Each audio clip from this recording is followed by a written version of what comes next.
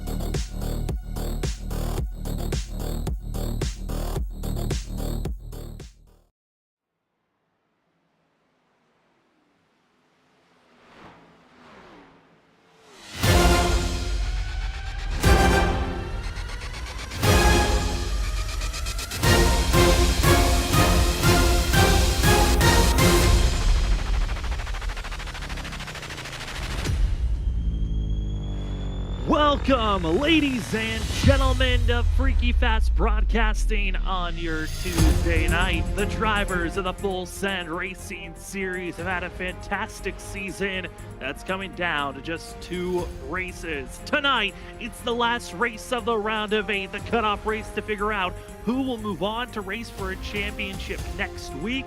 But they first have to deal with the last great Coliseum. It's Bristol Motor Speedway as the drivers are prepared for the Excessive Speed Sim Racing 225 at Bristol. It's going to be a good one. We're excited to give you all the coverage here on Freaky Fast Broadcasting. My name is Sam Dyer. Joining me up the booth is going to be Trevor Earhart. And Trevor, certainly a crazy race we're expecting here tonight. It's going to be a long one, 225 laps at a course that's just that of a half a mile in distance.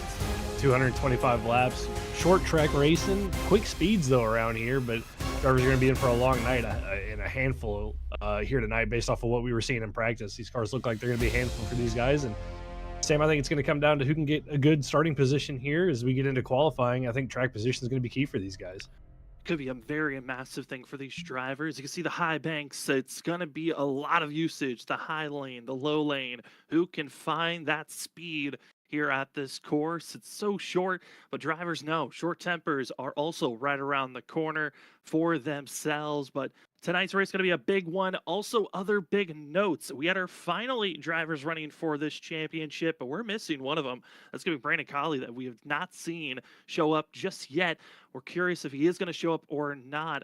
Otherwise, it's then going to be down just a duel of 7 drivers. You've got Brian McCann in the 8 machine, Zach Hall, as well as Ken Campbell, Christopher Norris. Those are going to be the 4 drivers that are inside looking good, and the 4 drivers that are outside that are needing some great points or just win. Going to be Ross Tatum, Brandon Colley, Chris Stitz, and Travis Dart. As we head down to trackside, we get ourselves looking at qualifying. Trevor, you talked about track position going to be a big thing. Some drivers already started off with their second lap of qualifying, but it's going to be Ross Tatum, currently your pole sitter. Yeah, Tatum currently on the pole. Noah Carter with a good lap puts himself second as they get through the qualifying. And kind of interesting around here, you can opt to run the top side, get all the momentum that you want, or you can elect to run the bottom line. Some drivers kind of doing a deep arc there. You see Christopher Norris go through shot on his qualifying attempt. It looks like Norris right now 6th fastest as he comes around for, I believe, his second lap. But just different lines that you can take around here. Sam, kind of makes this track really fun to watch these drivers get around.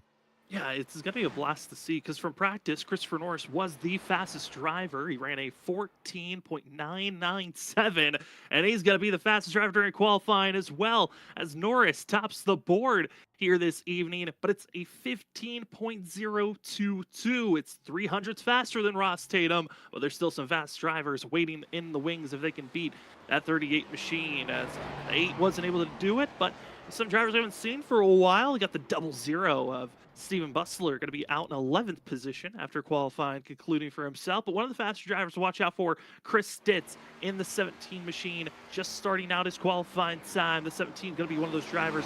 Where can he place himself? Because Trevor, he's on his first lap, but it could be the second one where he's looking for that extra speed. Yeah, it could be that second one where the speed's going to need to be there for Stitz. Comes into the night, Sam, 19 points below the cutoff line. Going to need a good run, solid stage points, and that's not what he needs right there. A big slide out of turn number 2. That's going to be qualifying done and dusted for Chris Stitz, all the way down in 13th position for him. Falling down to 13th, and that is going to be a tough pill to swallow, but his race isn't completely going to be over. Driver that won last time here at Bristol, Zach Hall, only led 8 laps for that race, but he qualified it in 16th position, so Stitz's race isn't over. He could still fight right back into this thing, as we have the On the Throttle podcast machine, 77 of William Duff, just putting in some extra time as he is 16th on the board after finishing out his qualifying run. Sam Siegel going to be one of the last drivers for a time, but it looks like none of his times are going to be valid after brushing the outside wall. The 55 going to be starting back in 19th, 20th, or 21st here this evening as qualifying. It looks to be most of the drivers are done. It's a quick qualifying time, but we still have a minute left. And Trevor, looking at the board and where drivers are at at right now. Christopher Norris, Ross Tatum, they're both fighting each other for that cutoff position. Norris 4 points over Ross Tatum, but being 1 and 2, that's going to be those drivers really searching for some big points, as Ryan Lynch going to go with the late qualifying run with 50 seconds left in qualifying. Yeah, Lynch got plenty of time to get his 2 laps in. He comes to the start of his lap, but back to Norris and Tatum. Yeah, both of those guys, fighting each other for that that final spot to get into the championship race, and I think it's going to be a battle between those two to who can get max stage points. And that could be a good race for these opening 60 laps till we get to that first stage break. I mean, searching for those massive stage points. I know that was a big thing of looking at for Travis Dart. We were looking at the amount of drivers that showed up for the 26 machine. It was going to be a tough race if he's not able to maximize on bonus points and stage points after his stage is over. Might be in a must-win scenario for Travis Dart for himself. Chris Stitz, if he's not able to crack and get stage points, it could be a must-win for the 17 for himself for tonight's race. And with this race being a must-win, there's always the chance that this race could turn into a caution fest, as the last 2 seasons there have been 9 to 10 cautions per race. So we'll see how those drivers are able to rebound. Can they keep it a clean race, or will we see a lot of carnage here this evening? We're going to have to find out as qualifying is done. Practice is over with, and it's time to set the stage on who will be racing next week for the championship Final 4.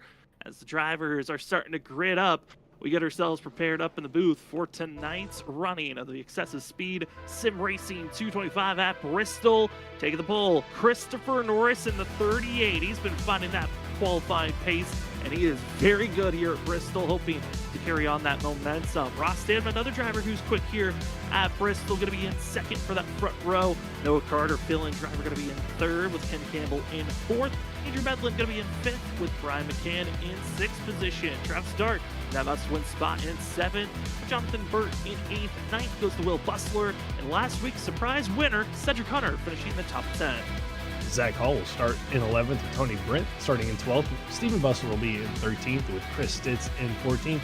Tyler Thomas will start in 15th with William Duff in 16th. Philip Chavez will roll off 17th with Alex Jones in 18th.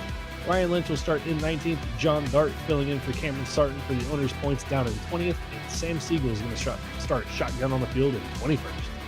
21st position, 21 drivers out on track. And Trevor, tonight's race is going to be 60 laps before our stage break comes out. No fast repairs, 4 extra sets of tires in pit road to work with for tonight's race. But with this track being a half a mile, I know you've experienced it as a driver. This track, if we get a long green flag run, those 21 drivers are going to be on top of one another very quickly. Oh yeah, with the way the tires can wear around here and the way, just the speed difference on who's got long run pace, where it plays out. Lap traffic can play a hand, and we've seen it in other leagues and here that lap traffic can be a handful to get around, especially at Bristol. So look out for that. It could happen in that first stage break, or if we get a long green flag run after the stage break, that's going to be something these drivers are going to have to deal with on top of the tire wear. How do you want to deal with lap traffic? How do you want to protect the tires in the beginning of this run? There'll be some big questions to talk about. Who's going to be the biggest mover? Chris Stitz, we saw him have his sliding mistake under qualifying. The 17's got a lot of work to move forward. How is lap traffic going to be hurting that 17 machine and others that are out there on track? Zach Hall, I think it's surprising qualifying run, 11th place for last season's winner here at Bristol. He's going to be in a position of how does he move forward? And Ken Campbell up in 4th place. That is a great position for a driver that came in with just a 10-point buffer, but when there's stage points on the line, those 10 points don't feel comfortable for yourself. Trevor, any final thoughts before we get ourselves prepared for 225 laps? Looking forward to how this race is going to play out, or who's going to run the top line to get positions made, who's going to run the bottom line to save the tires, what's going to happen with lap traffic. Will we see some pit strategy late in this race? All things will be answered throughout the 225 laps, same as we get ready to go racing.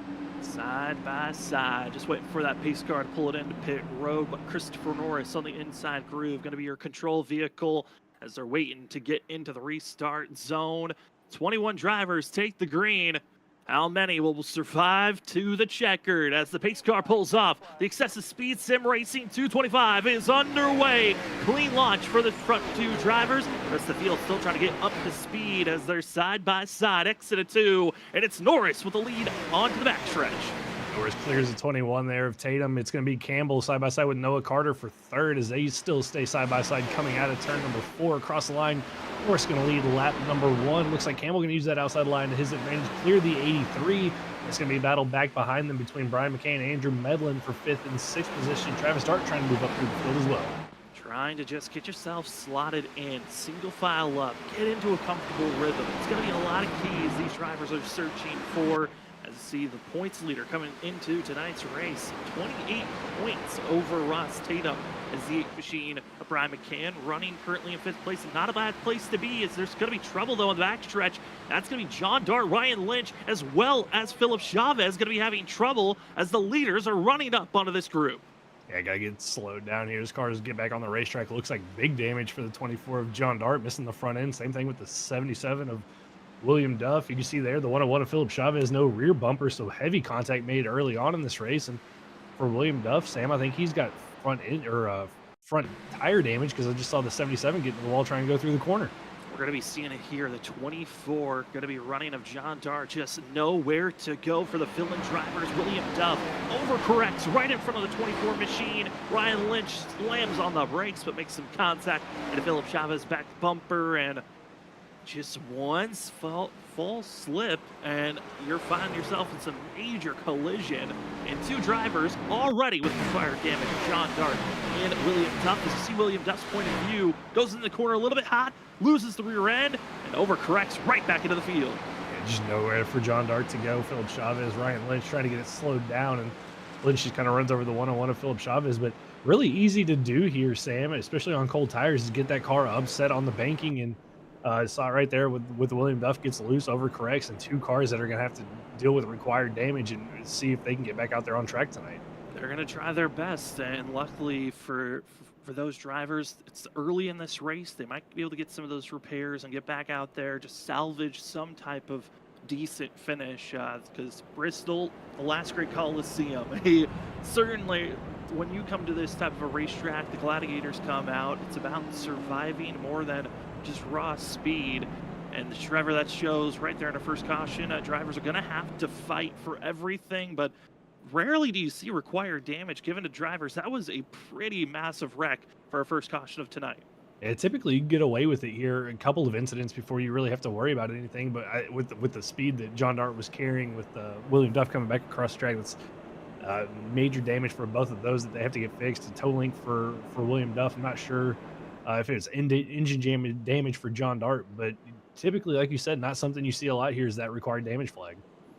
And able to get back out on track, going to be Philip Chavez leaving the server, going to be our first official DNF, going to be William Duff. As Ryan Lynch able to get into pit road, going to be the first driver 1 lap down is the 3, because the leaders caught up to that group before the pace car came across the line, came past them. Ryan Lynch sadly had to go 1 lap down, so he'll be the first driver 1 lap down, but should be getting the lucky dog position here on the next caution as long as he's not involved with that wreck.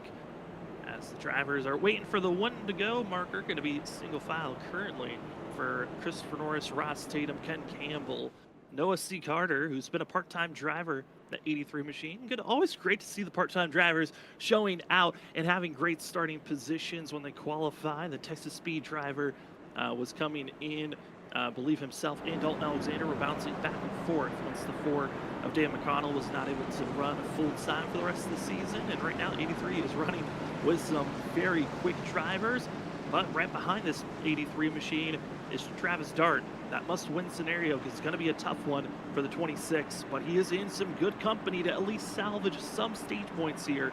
So we're about to get back to green flag racing. Christopher Norris, Ross Tatum going to be your front row as we wait for the pace car to pull off into pit road. Get us back to green flag racing. We are still in the first stage. Stage 1 will be done at the end of lap 60 as they enter the restart zone. Green flag is out, and we're back to green flag action with Christopher Norris as well as Ken Campbell. A great launch for the front runners on the inside lane. Yeah, great communication there between the teammates counting down that restart, but Ken Campbell going to get beat by the top line of Ross Tatum. So he's able to clear that 15 machine, cut down, and slam the door shut. So he holds on to second position even after the great restart there by Ken Campbell.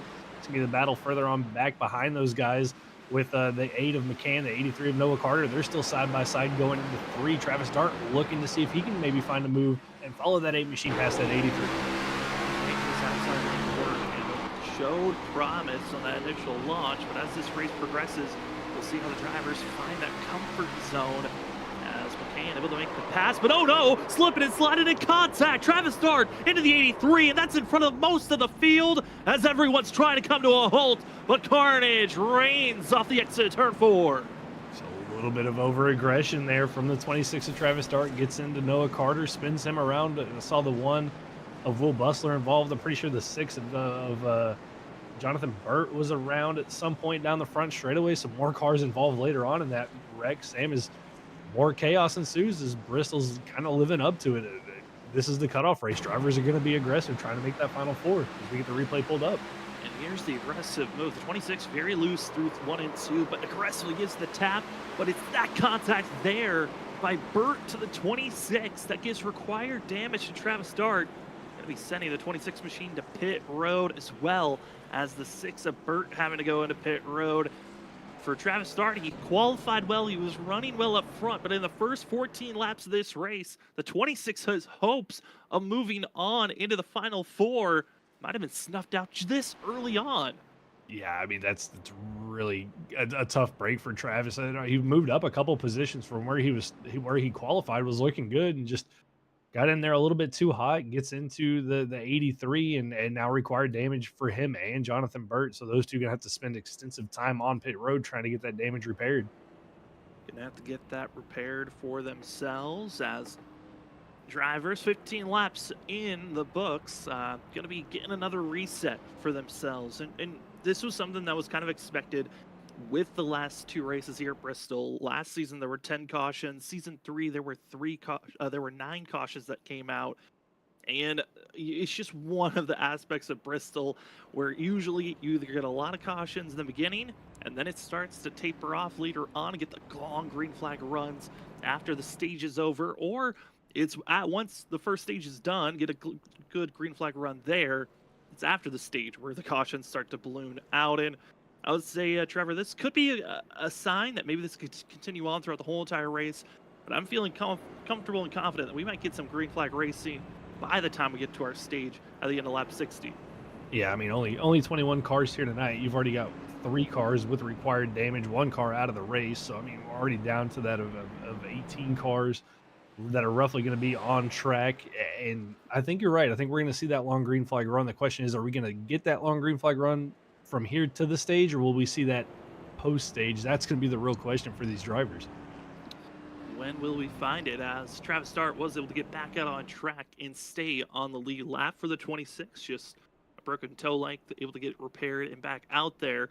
Jonathan Burt, on the other hand, the 6 machine, had dealing still with required damage in pit road, as Philip Chavez is going to get the end of the line penalty as he enters pit road a little bit too quick.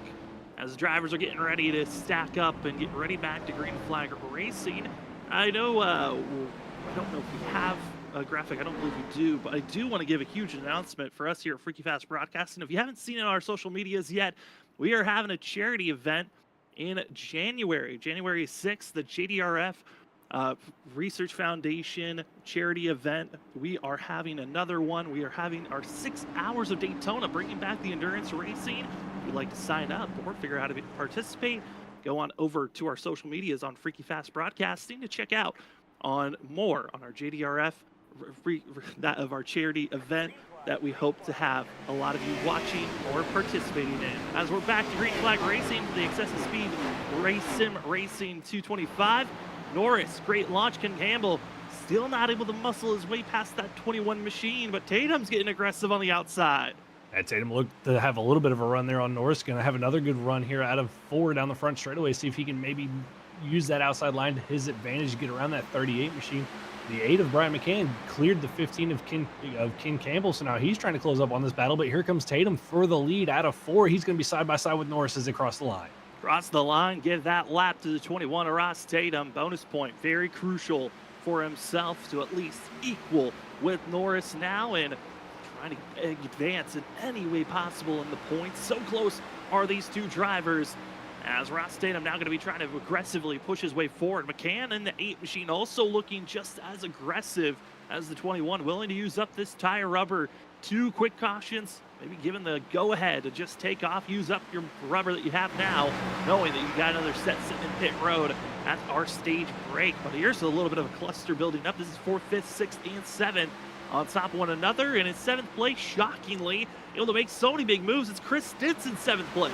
Yeah, Stintz able to survive the carnage that was in front of him on that last caution. He gets a couple of positions from that up to that of now 7th, looking to find a way around the wounded Will Bustler, who's got a little bit of damage from that previous caution as well. But great start to this race for Chris Stintz, looking to get some stage points and try to close that points gap. You know, minus 19, he's got a chance to point himself in without needing a win, but he's going to need a lot more stage points than just 7th position here, Sam. Trying to get his way forward and just get into a better slot. A little bit of extra points that could be grabbed, but it's difficult when all of your competition that you need to outpoint is right around you. As Zach Hall runs in 9th place, still in that top 10, gets some bonus points for themselves. The one driver that's in our top 8 of points, again, Brady Colley not here for that 99 machine. Travis Dart back in 14th position, able to get those repairs done, able to stay on the lead lap, but he does look slow for the 26 machine as Zach Hall just watching this cluster get closer and closer to one another. Yeah, I think for Zach, comes into the night with a decent cushion, plus 10 to the cutoff line. Doesn't need a lot here, just needs to be, you know, smart and safe about this race as we look back to the 45 here of Alex Jones running just inside the top 10. He's trying to hold off Noah Carter in the 83, who's trying to come back up through the field after he got spun, and he's doing battle with Stephen Bustler. Those 3 having their own little race to see who can get that 10th position. Trying to move up into 10th, but you know that buffer you're talking about for Zach Hall, I mean, it's going to disappear if he finishes where he's at right now.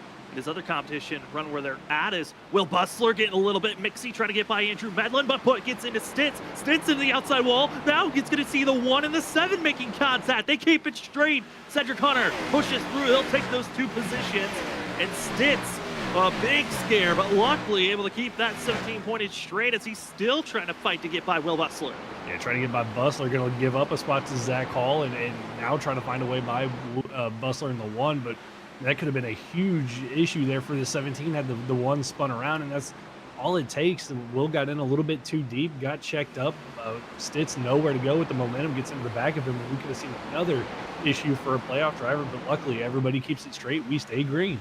Will Bustler just falling backwards quickly is this 1 machine, as now he's being hunted on the outside. That's Noah C. Carter making the run for himself. Alex Jones trying to work on the outside lane, but this 1 machine just does not look comfortable. And also got to remember, Will Bustler was one of those drivers tied up in our second caution. They got a big slide for the 1. Those tires have been used up a little bit more than everyone else's, and he's starting to feel the grind as he continues the free fall going backwards. Yeah, continues to fall back. Alex Jones got by him. Here comes Tony Brent in the 28, trying to find a way by that 1 machine. Stephen Bustler back there as well. Travis Dart not too far behind as he's trying to come back up through the field. But Bustler going to go for a move here on the 45 of Jones as they head into the corner, trying to make that inside line work for him. We'll see if Jones is going to have that momentum, and he does, to hold off that 1 machine. And here comes Tony Brent in the 28, trying to use that outside line as well. Just as quickly as you are the defender, you can become the attacker here at Bristol. Such quick moments, and just bad corners and bad exits out of the corner could set you up to be passed, or a great release off the corner could set you up for a pass like we're seeing on screen. As the 1 of Will Bustler trying to fight, defend, take position back. Jones has to back off on the throttle so he didn't smash the outside wall, and allows Bustler to solidify himself into that 10th place position. Just a little bit of a calm down for a quick second, but hey, other positions are right back to the mix. Battling going on between Andrew Medlin, Cedric Hunter. Hunter is a very quick driver in that 7 machine here at Bristol. He's shown a great speed at this track in many different vehicles and different leagues, and he's trying to go back-to-back potentially. And if Cedric Hunter goes back-to-back, that is again stealing a lock-in position for our playoff drivers that are in our top 8 of the playoffs, and taking that position away could really shake up how the points are settled down at the end of the night. Yeah, it really could if he can get up there and battle for the lead. You can see him steal another lock, basically steal this round from all the playoff drivers with back-to-back wins. Bedlin trying to do everything he can to hold that 7 machine back as he also looks at trying to attack his teammate there, Ken Campbell. Actually, 3 of the freaky fast cars all nose to tail. Norris has been passed by the aid of McCann, so it's Norris, Campbell, Medlin, all kind of nose to tail. Zach Hall kind of separated now by the 7 of Cedric Hunter as those teammates all almost in a line, Sam. A freaking fast racing team has been quick all season long, and they continue to show their prowess on how fast they can be. Zach Hall setting up the pass on Cedric Hunter, and now they will be lined up. Third, but down to that of 6th place are those drivers. Stitz following suit after that pass Zach put on the 7 of Cedric Hunter, and it's looking like if you get sent up to that outside lane, if you're not, quick on getting back to the throttle and defending that position immediately, you're losing not just one position. Most drivers are losing up to 2, maybe 3 spots. And Cedric Hunter just showing how quickly you can lose those 2 positions. Zach Hall sets up trying to get by his teammate. And you remember Zach Hall, he didn't qualify well last season when he won here at Bristol. Qualified in 16th position, had to march his way forward all race long. Only led 8 laps and 2 get into victory lane. And it looks like he's doing the same march, just slowly going forward. Slowly but surely working his way forward, gets by his teammate of Andrew Medlin. Stitz tried to follow him through, but just wasn't able to do so. But using that bottom line to his advantage, and like you were saying, that outside line late in this run not looking like it's the preferred line to be. You can use it to your advantage early on to get some passes done as you can keep the momentum up. But as the tires wear away, car gets really tight on you, you have a tendency to push into the wall. You'll see these guys migrate down to the bottom, and that outside line kind of just become the freight train at the back of the field as you see Medlin trying to hold on to stay in front of Chris Stitz as Zach Hall starts to put the pressure on his teammate Ken Campbell. Putting the pressure on Stitz, and trouble, middle of the field, and it's the 0-0 of Steven Bussler down on the apron on the middle of 3 and 4 as pace car drives on through that 0-0 machine. And going to be going a lap down is Steven Bussler as he finds himself with some trouble. For the drivers that were involved with our first caution of the day, as the 0-0 was caught up with Philip, with that of Philip Chavez, as well as Sam Siegel, and a late contact onto John Dart, who finally got back out there on track. So not sure if it was a solo spin there from the 0-0, but potential pit strategy here, Sam, are going to be that of about 13, 14 laps before the stage break. Do you come in, use a set of tires here to maximize your stage points, or do you stay out and hope the field doesn't come in? That's going to be the question. Looks like the 8 of McCann going to stay out.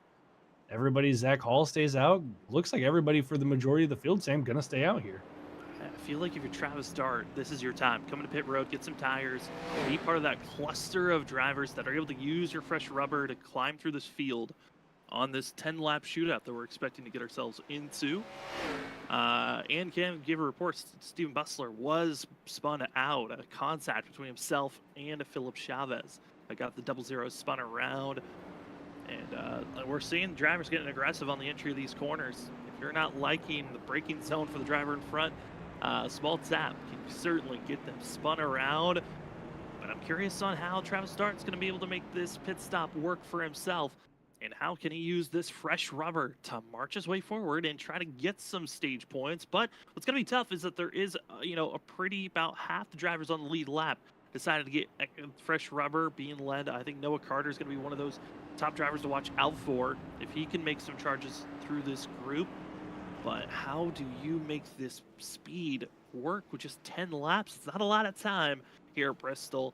You blink, and this stage is done as the end of lap 60 when this stage will be concluded, and top 10 drivers will find themselves getting bonus points. First place gets 10 bonus points, second gets 9, third gets 8, and it continues to dwindle down until 10th place just gets 1 mere bonus point for themselves. But Trevor, hey, you got to gamble sometimes if you want to move on to that next round. You got to gamble, and I think everybody's got to hold their breath now. You're going to have from 10th all the way down to Travis Dart there in 17th on those fresh tires. I mean, they're going to be a lot quicker than everybody in front of them. And the question is going to be, how are they going to get through the traffic, and can they get through the traffic without, causing an incident? That's going to be the real question. And I think the guys who stayed out, they're going to have their hands full, and we're going to be in for a heck of a 10-lap shootout here, Sam. Oh, I'm expecting it to be a good one. And, You might be wondering, what is the speed difference that we're expecting here for these drivers? Well, for the driver that just came into pit road leading the pack, that's going to be Tony Brent. Brent's fastest lap was a 15.475. That's about a half a second faster than the last lap that Ross Tatum put down before we got this caution flag to come out. So that is going to be a lot of speed, especially at a short track where each lap is just 15 seconds, 15 to 16 seconds is the window for each lap these drivers are putting down. That means that these drivers in the back, if they are not aware of the close speed and the closing rate they're going to have on top of the drivers in front of them, we can see a big wreck here in a blink of an eye. As we're stacked up side by side, it's Ross Tatum. Brian McCann going to be your front row, the 21, the lead driver. As pace car exits off the track, green flag is out. The excessive speed sim racing 225. And Ross Tatum did not wait. He is already clear off the exit of turn 2. And now it's the runaway and stay away from the drivers that got fresh rubber. Yeah, got to try to run and hide now from the guys on fresher rubber. It's going to be led now by the 11, Tyler Thomas. He was able to get around the 45 and the 83. And he's going to be trying to close in on this gap. It's going to be Tatum, though, leading McCann, Norris. Zach Hall now up to 4th. He's gotten around Ken Campbell. Stitz there, you can see trying to get to the inside of Andrew Medlin, but right behind them is going to be Cedric Hunter and the 11 of Tyler Thomas, who's on those fresh tires. So that's going to be the area these guys got to watch out for. You see Thomas all over the back end of that 7 machine. Attacking and trying to grab everything that he can. How aggressive are you willing to be? Tyler Thomas using a slight bumper to get inside of that 7. And yellow flag is out. Trouble for drivers in the back. And it looks to be Steven Bustler being spun around. Trouble on the inside. It looks like slight contact from the 1 into that 00. Yeah, it looks like another little bump there for the 00. He's had an eventful first 53 laps of this race, Sam, the third incident he's been involved in. But again, doesn't look like a lot of damage to that 00 car. A little bit of tire wear that he's going to have to, deal with now as he's scuffed those tires up. But no required damage and can just catch back up to the field and keep going. And with the timing of this yellow, I believe that this should count as our stage because we were on lap 55 at the time of that yellow flag being woven. We're either going to be getting a 2-lap shootout or they're just going to call it and say that's the stage. Still waiting for confirmation from race control, that being Steve Benjamin. Let the drivers know as they were told, hey, pit road's going to close. It's going to be your last time to hit pit road if you'd like to go with Pat Gamble. But they need to know now if that counts as a stage or not. And it looks like some drivers going to be taking the advantage. Brian McCann into pit road, Stitz into pit road. Others are not 100% sure if that's the stage, so they're willing to stay out to make sure they get those bonus points. Yeah, not a terrible call from Stitz. I think that's a good call from him. Come down, get those fresh tires, kind of flip the track position when we get to the stage break. McCann, he's got a big enough buffer that it's not going to matter, but not surprised from Ross Tatum, Christopher Norris. I mean, those two need as many stage points as they can, battling one another, that they're going to stay out here and ride this out to the stage break. But again, a split decision. And with the guys who had already pit, Sam, the guys who stayed out, the top 6 who have stayed out, they're going to be at the back of this field once we do get that stage break and they come down pit road. Yeah, that's the gamble of staying out, is you could find yourself in a tricky situation where if other drivers know, hey, that's the stage, I'm willing to come into pit road, get tires, and I'm already going to have my points. The other drivers might be thinking, well, we weren't given 100% confirmation. I'm going to stay out and wait until I 100% have got my stage points. And for Ross Tatum, he cannot afford to give up extra bonus points to the likes of Christopher Norris, as 21 knowing, hey, I've already led a lap, Norris has led a lap, that kind of defaults that extra bonus point. But if the 21 is able to win the stage break, that's 10 bonus points to himself. If Norris falls back a position or more, what was once a 4-point difference now turns into a 2-point difference at the end of this race. And that just means he needs to be just 2 positions or 3 positions ahead of Christopher Norris, and he'll be running for a championship as that 21. Yeah, I think it's going to come down to, if we get a restart here, what's going to happen. I think questions being asked. We are on lap 59 here. So is it going to be a 2-lap shootout to the stage break? It looks like drivers might be getting lined up here, Sam. And if that's the case, will Zach Hall, Ken Campbell, will they be nice and allow their teammate Christopher Norris to slide up and stay in that second place position? Well, we're now officially on lap 60. This would be the final lap of the stage, and we're going to be going green. So drivers are set up. And Steve Benjamin over the radio saying this could be a quick caution. We might have a one-lap shootout here for the stage. Yeah, it looks like it's going to be that one-lap shootout. And interesting call.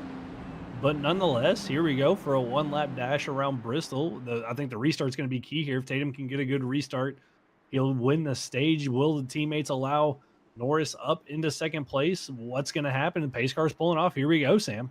Pace car pulls off. This could be a one-lap dash to see who gets inside of the top 10 in bonus points. As Ross Tatum gets a great launch, and no, that's just going to be a stage yellow thrown. A bizarre just takeoff. I am surprised even through the yellow there. Interesting call from race control, to say the least. But yet here we are at the stage break. Tatum gets it. Norris second, so 1 point advantage to Ross Tatum. -3 now to Christopher Norris as we get our stage caution, Sam. Just a weird restart yellow. A bizarre moment. I have never seen that before, of immediate green then yellow, and changing positions was because if you got a good launch or not, and if someone in front of you missed a shift, you were losing a spot. And for Zach Hall, he lost the position there. Ken Campbell was able to advance forward, and a very bizarre position for these drivers to be in. Brian McCann looks to be missing out on getting a bonus point. The 8 machine going to be in 11th position. Chris Stitz 13th, and now the field that didn't pit all roll into pit road. Just like that. We got the green flag, got the caution flag, stage is over. Now the field flips. Everybody who's already made their pit stop down pit road, the 6 who stayed out under the previous cautions, all come down pit road, and then we rack it up, Sam, with a mixed field, and this is where it's going to get really interesting for these drivers. I will say, though, I am very confused on this, so we will not be able to give you live what we think up in the booth on points, because I don't know if they're actually going to, as the admins, count that restart yellow, that immediate yellow thrown as the stage positions, or the caution before that. It was a very bizarre moment, so we are not going to be able to give you live points. Now we'll just give you the coverage of who we think needs to win. And we have absolutes on that. Travis Dart has to be in a must-win scenario, as well as Chris Stitz. Both drivers now have moved on into the must-win scenario if they're going to move on to the championship race. And Trevor is certainly a weird one.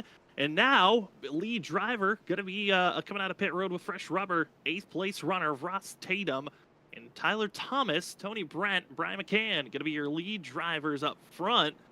With a slight tire difference between our top 2 to 3rd place, as Thomas and Brent have been out there for 16 laps, and McCann's been out there for just a mere 7, but technically nothing, because he never really got a true green flag lap on those tires. Yeah, I mean, he's sitting pretty good. And for Tyler Thomas and Tony Brent as well, I think they only ran maybe 2 or 3 actual green flag laps on those tires, so not a lot of tire wear for those guys either. So I think they're going to be looking pretty good as well. But the issue is Ross Tatum, Norris, Campbell, Zach Hall, all those guys going to be down now in kind of the hornet's nest, trying to work their way back up through the field. McCann, I think, sitting the best out of our playoff drivers, where he's going to restart. Chris Stitz also with a great position in 5th to go up there and find himself in that must-win scenario. I mean, he's sitting pretty good there in 5th too, Sam. And reports under pit road, extended time getting repairs done for Travis Dart. Going to be going to 1 lap down for the 26 machine, as Ryan Lynch came into pit road for a second time, as well as Cedric Hunter for a second time. They'll be starting all the way back in 16th, 17th position for the 7 of Cedric Hunter. But bizarre restart coming out. That will count as our stage yellow in a moment that I have never seen before, but hey, that is what racing gives you sometimes. There's a lot of never before moments that always seem to pop up, as we have had our 5th caution on track. And now let's see if the drivers can find a little bit of clean green racing, as the green flag is out for the successive sim race, speed sim racing 225. Tyler Thomas, great launch for himself, but it's going to be the 8 machine trapped, as but that of McCann goes backward. Ross Tatum bounces down to the inside, the 21, from 8th place to 2nd and almost to the lead in practically just 1 lap. What a run from Ross Tatum, and he muscles his way to the inside. The 21 not waiting for anybody, and now a big slide. Jimmy 3 wide on the entry turn 3. Woo, it's Trevor. This is when things get very scary for drivers that are not traditionally up front, running with drivers that are in must-win or just trying to get up front as fast as they can. Yeah, I mean, that was a heart-stopping moment there. Tatum with the great aggression from the drop of the green flag, now up to the lead, but had a huge moment underneath the 11 of Tyler Thomas that almost saw him spin out, but now up to the lead. McCain able to get going. He's up to 2nd. Here comes Stitz trying to get by the 11 machine. Is trouble on the track. And it's Philip Chavez and Will Bustler, drivers that have been having trouble since the drop of the green. Caught up in issues again, and it's Philip Chavez self-spinning on the entry of turn 1. And driver got some excessive damage. Noah C. Carter, hard contact going into that mess, and going to be bringing out another caution for ourselves here this evening. I think that gives us time to catch our breath after that restart that we saw there from Ross Tatum. I mean, 8th to 1st in what, 2 laps and almost a spin in all of that. What a great start for him. And then on the other side of the spectrum, more issues for, the night continues to go from bad to worse for the likes of Philip Chavez, Noah Carter, Will Bustler, and those guys in the back. Yeah, I mean, very quickly the madness started to shake up for these drivers as we're under our sixth caution of the day. It gives us time to shout out some of the amazing sponsors that have helped out with the Full Send Racing Series all season long. Season 5 has been helped by partnering up with ButtKicker. Feel what you've been missing. Go find your gamer too at thebuttkicker.com. Instead of just hearing the sounds, why not feel them with ButtKicker? And you might be wondering, you get yourself a Gamer 2, what do you need to attach it to so you can get those amazing sensations of like being in a rumbling vehicle? Well, why not get yourself a racing rig so it feels like you're in the car as well? From Next Level Racing, from high-end items to budgeted items to help you out, Next Level Racing wants to get your racing rig set up so you can get out there sim racing to the next level. Next Level Racing, thank you so much for being a part of the Full Send Racing Series. And another amazing sponsor is GurSim Studios. Get your button box from Etsy for the GurSim Studios. Amazing button boxes that allow you to have adjustments change on the fly, and as well throw out yellows on the fly if necessary.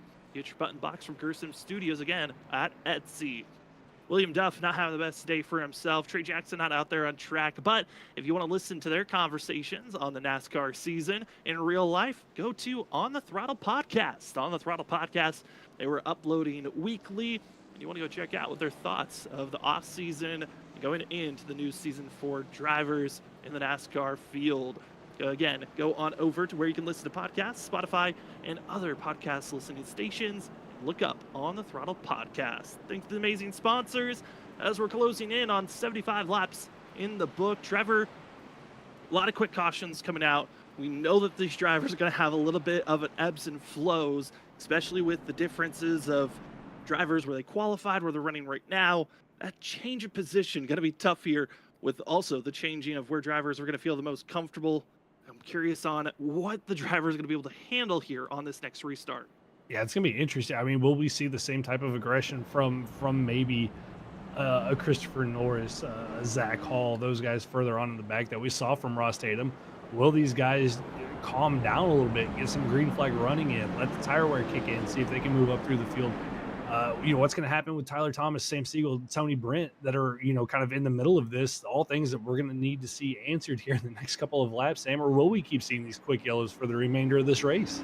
We're going to have to wait and see who can survive tonight's race. The last great Coliseum of Bristol. Always a chance that races can turn into turmoil and chaos, and it certainly is showing here in the first 75 laps of tonight's race. It's the Excessive Speed Sim Racing 225 here at Bristol. The last race of the round of 8. See who will run for a championship and make the Final Four as Ross Tatum, great launch for himself. Brian McCann going to be slotting in second as Tyler Thomas and the rest of Texas Speed, they try to hold off the rest of the field, are looking angry and mad that they want to move forward. There's a wall stopping him right now for that 5th and 6th position. Yeah, it's going to be Brent Siegel side by side. Tyler Thomas right in front of them. nowhere to go from Medlin. Will Bustler going to be a little bit aggressive diving to the inside. Here comes the 45 as well. Alex Jones there trying to use that outside line as they've gotten by the 15 with Ken Campbell, the 38 of Christopher Norris. You can see now Bustler going to try to go to the outside, follow Andrew Medlin, around Siegel, around Tony Brent as they're using that outside line, these fresh tires to their advantage. I mean, Trevor, we're looking at the right on board with Alex Jones trying to use up those tires. Sam Siegel moving up and defending. But this race, each lap, a little bit over 15 seconds each lap, a half a mile in distance.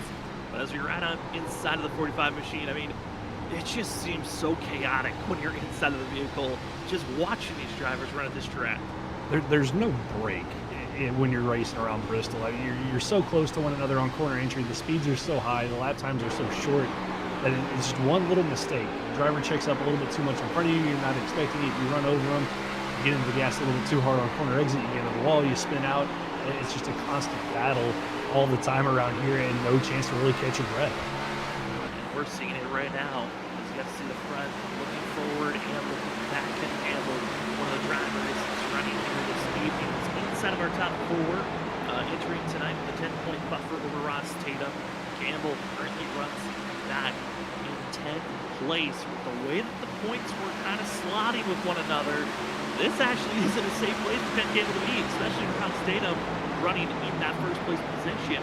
The way that Christopher Norris was running earlier, that 38 can get rolling and get through this field quickly. It's going to be a jostle of who can be inside of the Final Four, especially if Ross Tatum wins. This or if Chris Stitz win, this can really shake up everything on who's in or out for the Final Four. Yeah, it can really change things up depending on who wins up there. And this is the issue with them staying out as long as they did.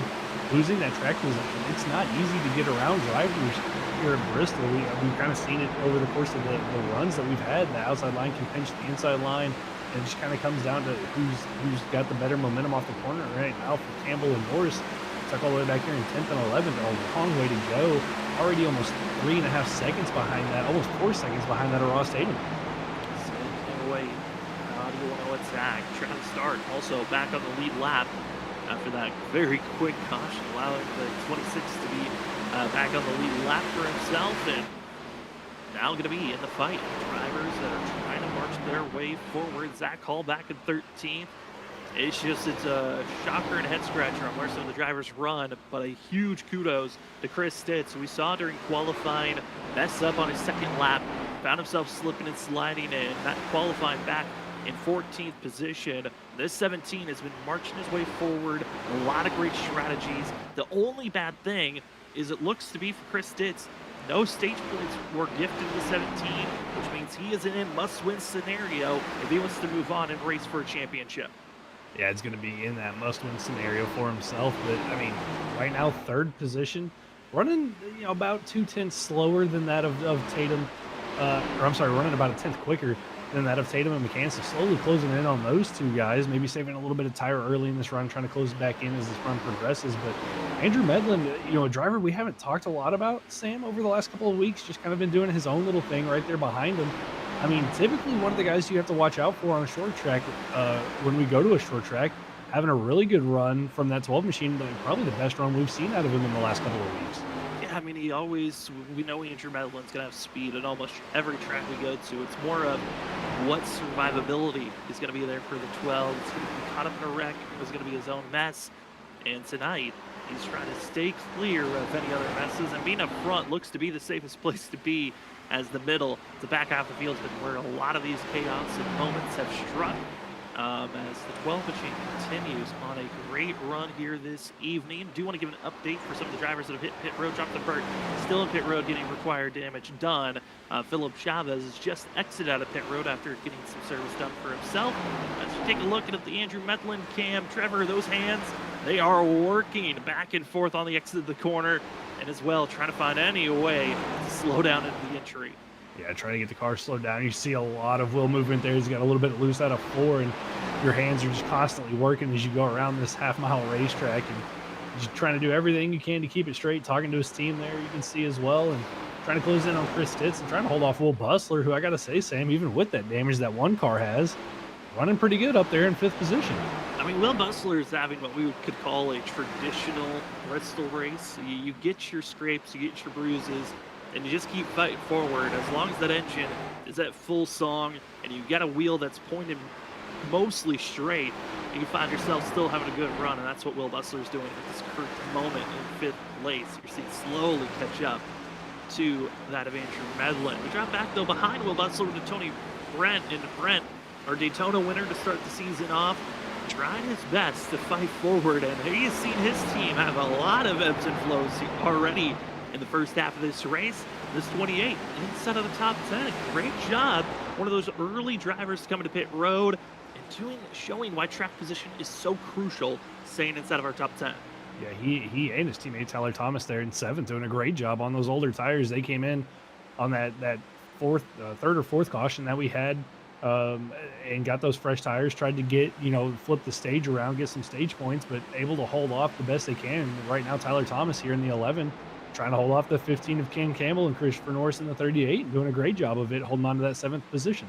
You talked about the defensive moves that you have and weaponry you can use to hold a position, and the 11 utilizing the pinching maneuver. It's when you're not allowing that driver that tries to go to the inside to drift up and use that momentum to use the whole entire track. And because of that, it forces the driver on the inside to back off on their throttle. You have the better speed off the exit, and the 11 continues to defend. But Ken Campbell, I think he might have noticed maybe he needs to work that outside groove, as Campbell is getting some massive runs and gasses it up. And that's the run he's hoping for, hit by the 11 of Tyler Thomas.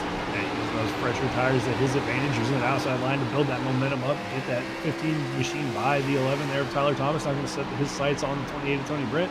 And again, just going to go back up to this top line and start using that momentum, even that speed up as he closes in on that 28. And you can see the difference in speed. Brent realizing that, going to try to go up and kind of take that line away from the 15 to Campbell, but Campbell continues to chase down the 28 for 6th position. And going to be the lead driver of the 3 fast racing drivers that are in this pack is Ken Campbell, and he's kind of being the search driver, kind of searching on the track. Where is the speed? That could hurt the driver that's being the lead group, but Christopher Norris, Zach Hall, they're loving the fact that Ken Campbell's willing to search to find that speed to make these passes on the Texas Speed drivers, because once they know what position they need to be in, they use their tires efficiently and making these quick passes at 38 to 32. Just trying to follow their teammate, using as kind of like a ramming rod to get through this traffic and open the door for him. And that's kind of the nice thing. Once you're in a kind of a train around the bottom, if the car in front of you gets to the inside of somebody, you kind of that whole little pack can get by. And right now this teammate's trying to do the same thing. But Brent, actually, I think starting to pull away here a little bit from the 15 to Ken Campbell. You can see in the mirror, Norris now looking maybe to go around the outside, but it's going to be Zach Hall to the inside of the 38. And Norris is going to let him go by. Just going to let him drive on by. And I think that could be a lot of, hey, I don't want to use up my tires holding you up. We're quick. I'm letting each other pass each other. We're going to allow each other to really make these moves quickly, efficiently, and not lose too much time. We're back ahead, and Zach Hall, driver that won this race last season, the last season's champion, trying to defend his crown, was 32. Not as dominant of a fashion like last season. Last season came away with 7 total wins for the season. This season, not as many. Coming in with much fewer. It's Brian McCann with 5, Zach Hall with 3.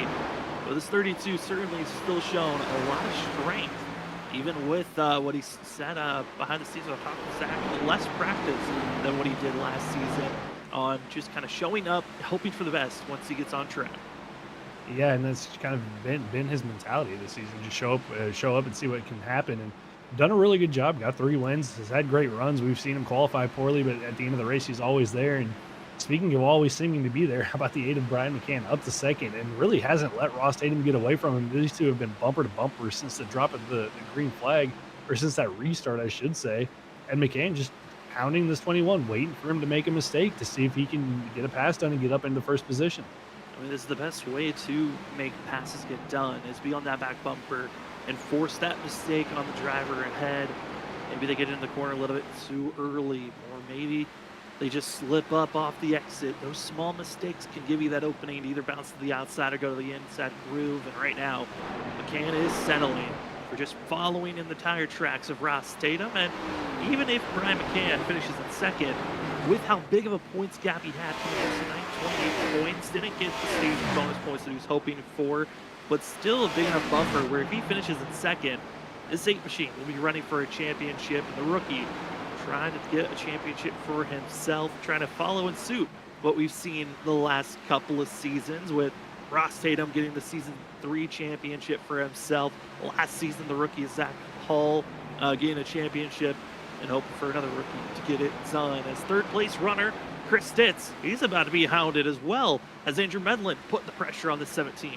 Yeah, Medlin, we saw him close in, kind of fall back a little bit, now closing back in on Stitz, and both of those guys were closing in on our race leaders, but right now losing about a tenth or two each lap to McCann and Tatum. That gap between those two, between the lead two, is starting to pull away from them.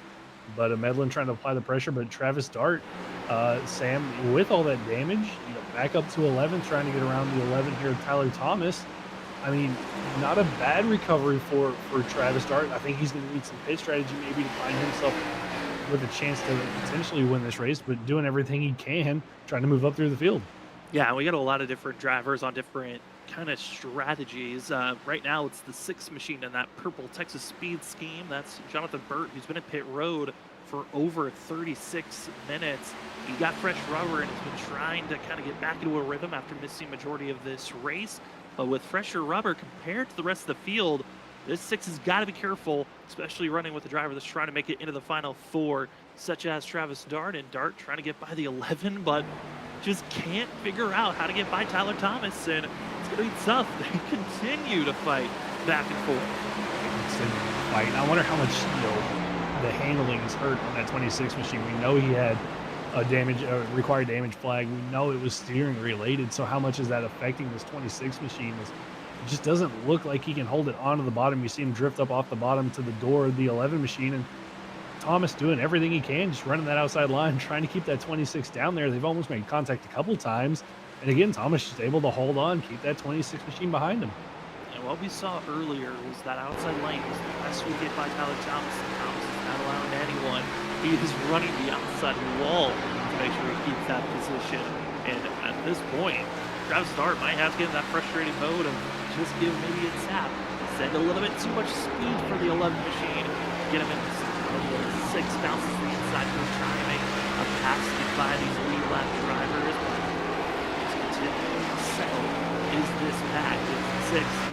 As you see, Burt, fresher rubber might be damaged, but the rubber's too important, and that could be an opening as Thomas once again slams the wall that time, and that's the mistake that Dart's looking for. That's the mistake he's looking for. Question is, he's going to be able to do it.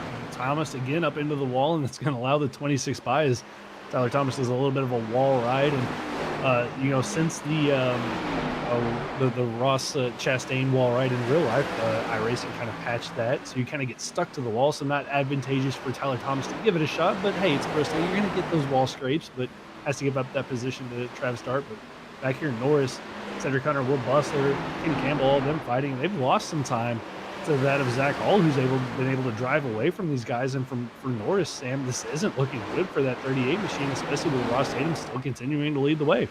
Yeah, I mean, at this point, Christopher Norris is going to need a lot of help from the drivers and the group that's around Ross Tatum. First, he's got to be hoping that either Brian McCann, Ken Campbell, or Zach Hall wins this race, and then has to hope for Christopher Norris that he's in within a position or 2 to Ross Tatum to make sure he's got at least enough points to stay ahead of the 21 machine. That is a lot of hoping that could happen.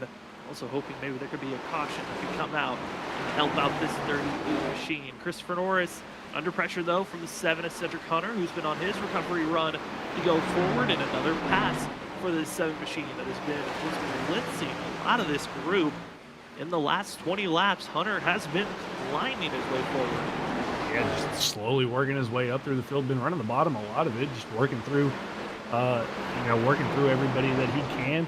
Got a little bit of lap traffic mixed in here with these guys that they're going to have to deal with, and that's where it can get interesting as they go by the 45 of Alex Jones, who's a lap down, or who's been lapped, and they got to get around him. But this is kind of that point of the race. Long run, tires are starting to wear out, lap traffic starting to play a factor of it. This is where, as a driver, you just got to stay on your toes. You've got cars on different tires coming up through the field and falling back through the field.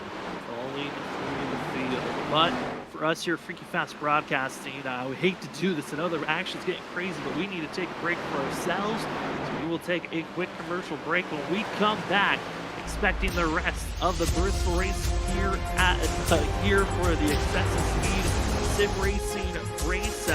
It's been a good one so far. The last race of the round of 8, the cutoff race, to see who makes the final 4. Who is going to get it done? We'll find out right after this when we come back.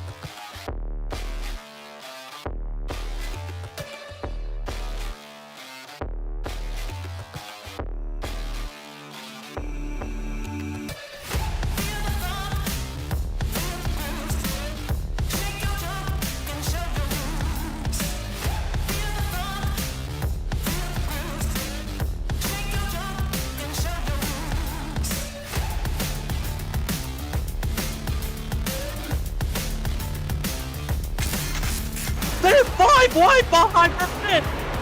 Oh my, the 5 wide here. This ain't gonna work. They make it last. Bumping and banging to the end. They're beating banging for the lead. Sora still with the shot here, coming off a 4. That's it. It's Bottom line, here it comes. I know Carter gets wrecked. It's gonna be that Nick Crawford. The 74 gets through somehow, and they just completely demolish one another. Trying to drive it down low, drifting up, trying to be the stealer. Here he comes, Cedric Hunter. He does it. He steals it. But he somehow drove it into the corner to wreck him. Oh, they wrecked! They wrecked each other! The top 2 bounced into one another. Just too much of side drifting off of, and they gotta be careful. Oh no! The 4 demolishes in the 28.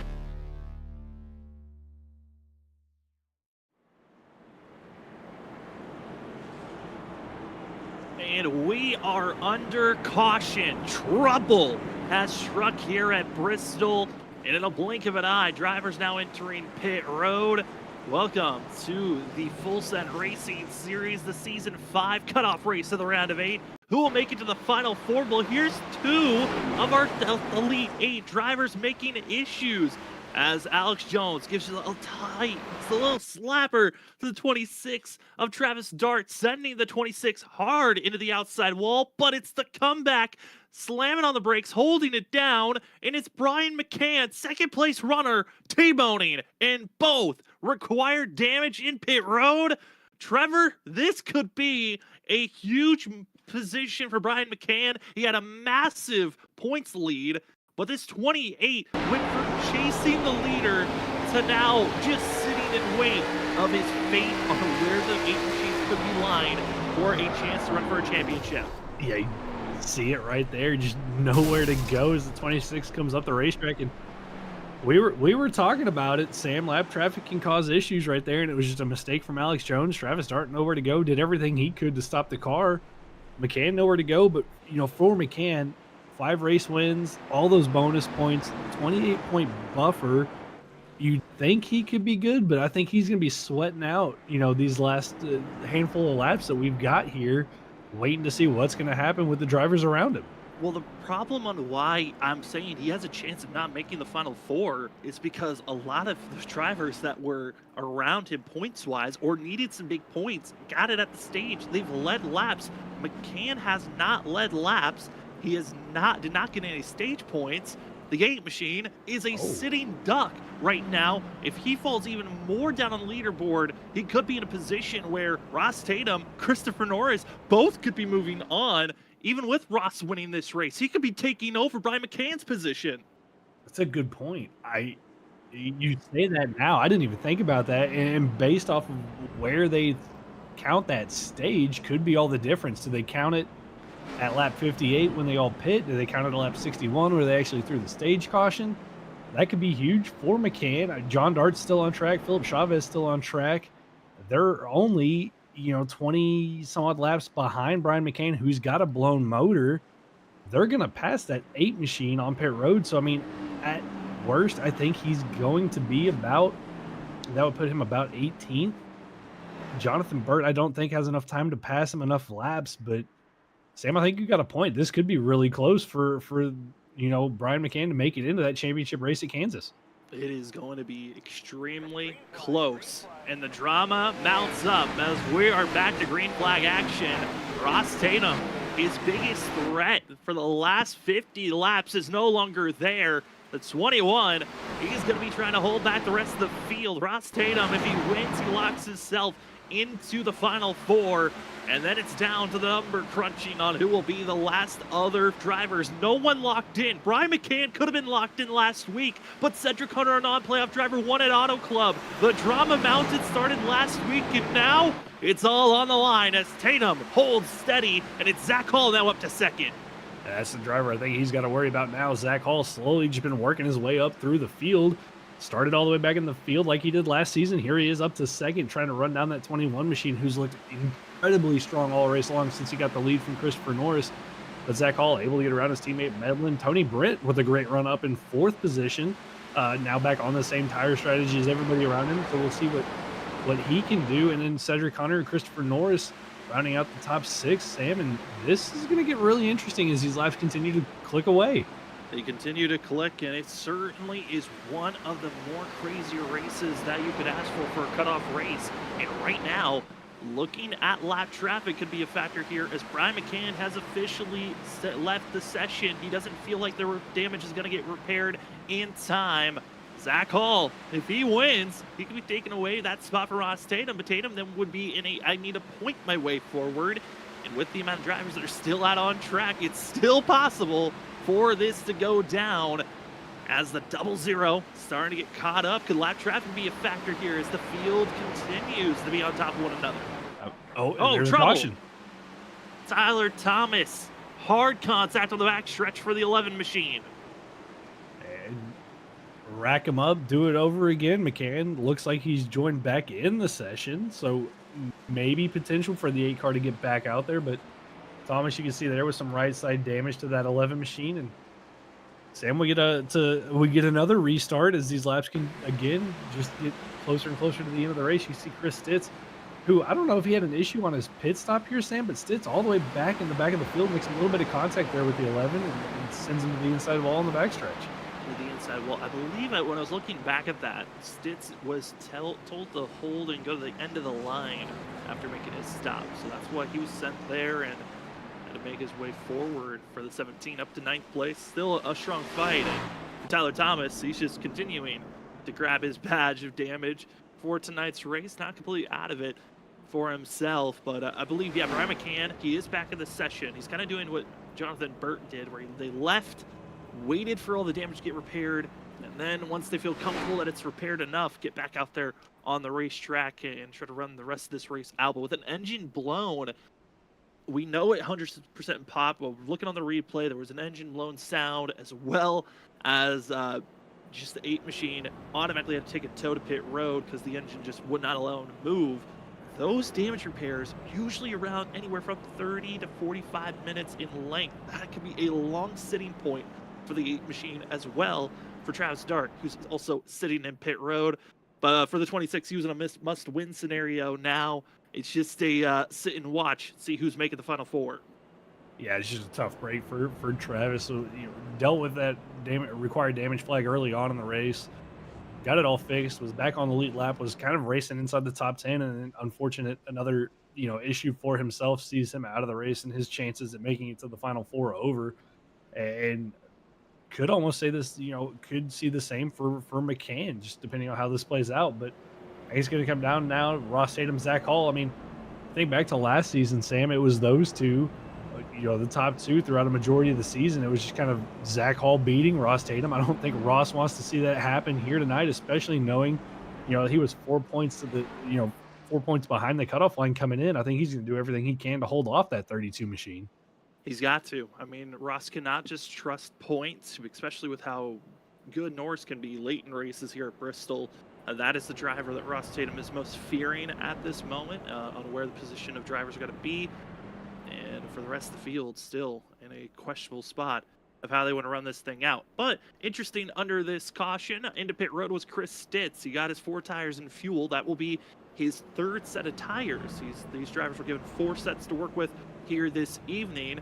So Stitz still has 1 more set to work with. He feels like using it later on, but taking a short 12-lap advantage is 17 with his pit stop start back to 10. Hey, not a bad call. From Stitz there, come down, get some fresh tires, and see if that's going to help him get up there again in that must-win scenario. So why not be aggressive and see if if the pit strategy can play out for him? As the drivers stacked up side by side, Ross Tatum, Zach Hull, Tony Brent, Andrew Medlin, Christopher Norris, as well as Cedric Hunter, going to be your top 6. Ready for this restart. No drivers are very much trying to think of the math. How do you math your way into the final 4? But you got to make it to the end of the race before you can think about that. Ross Tatum, great launch. Brenda, fantastic launch. Zach caught sleeping on the inside. The 32 has to fight his way to hold on for 2nd place. Trevor, a massive launch for Ross Tatum. But that 32 machine still recognizing he needs that lead position. Get that fresh air. It's going to be a crucial thing to grab right now.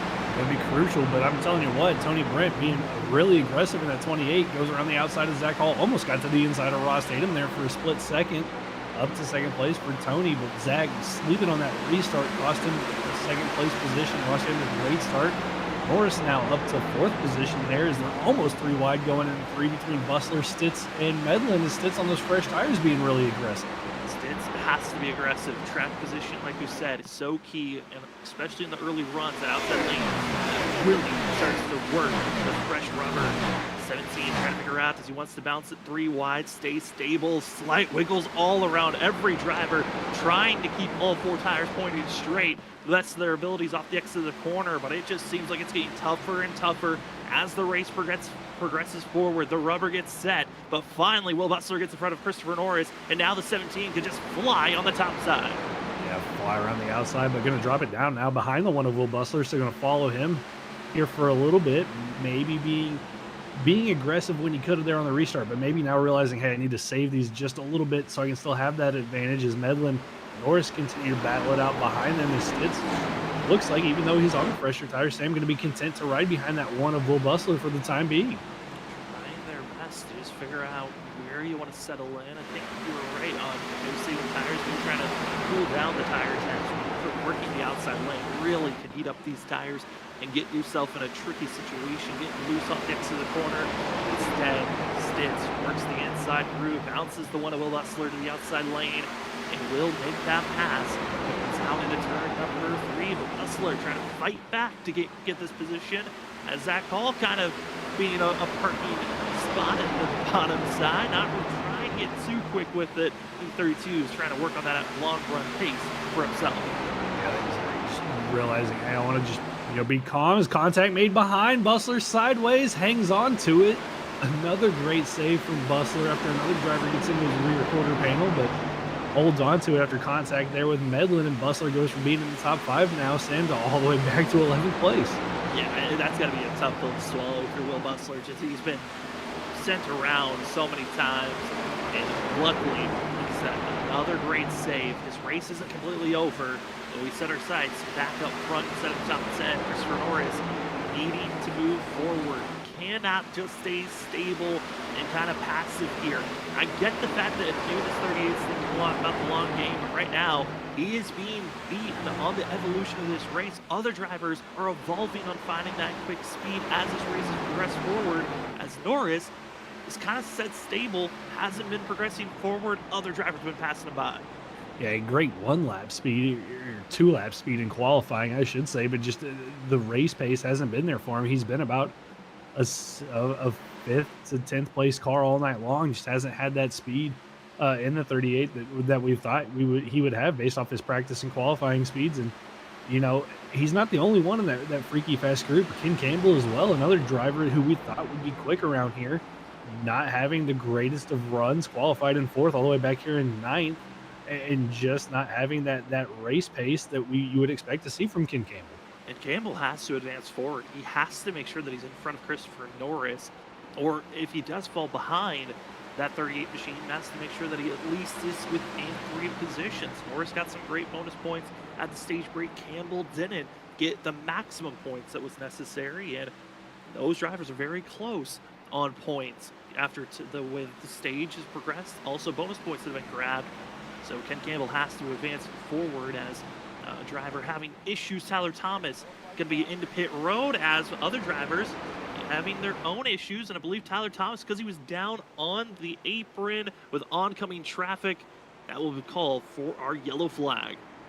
Looks like he's going to take a toe to pit road, so not exactly sure what happened there to Tyler Thomas, but nonetheless, caution comes out, and now questions here for our leaders. They've been out there for 30 some odd laps, and we come down and take tires. We see here Tyler Thomas trying to get slowed down here on the apron. I think something broke because he got really slow off the exit of the corner.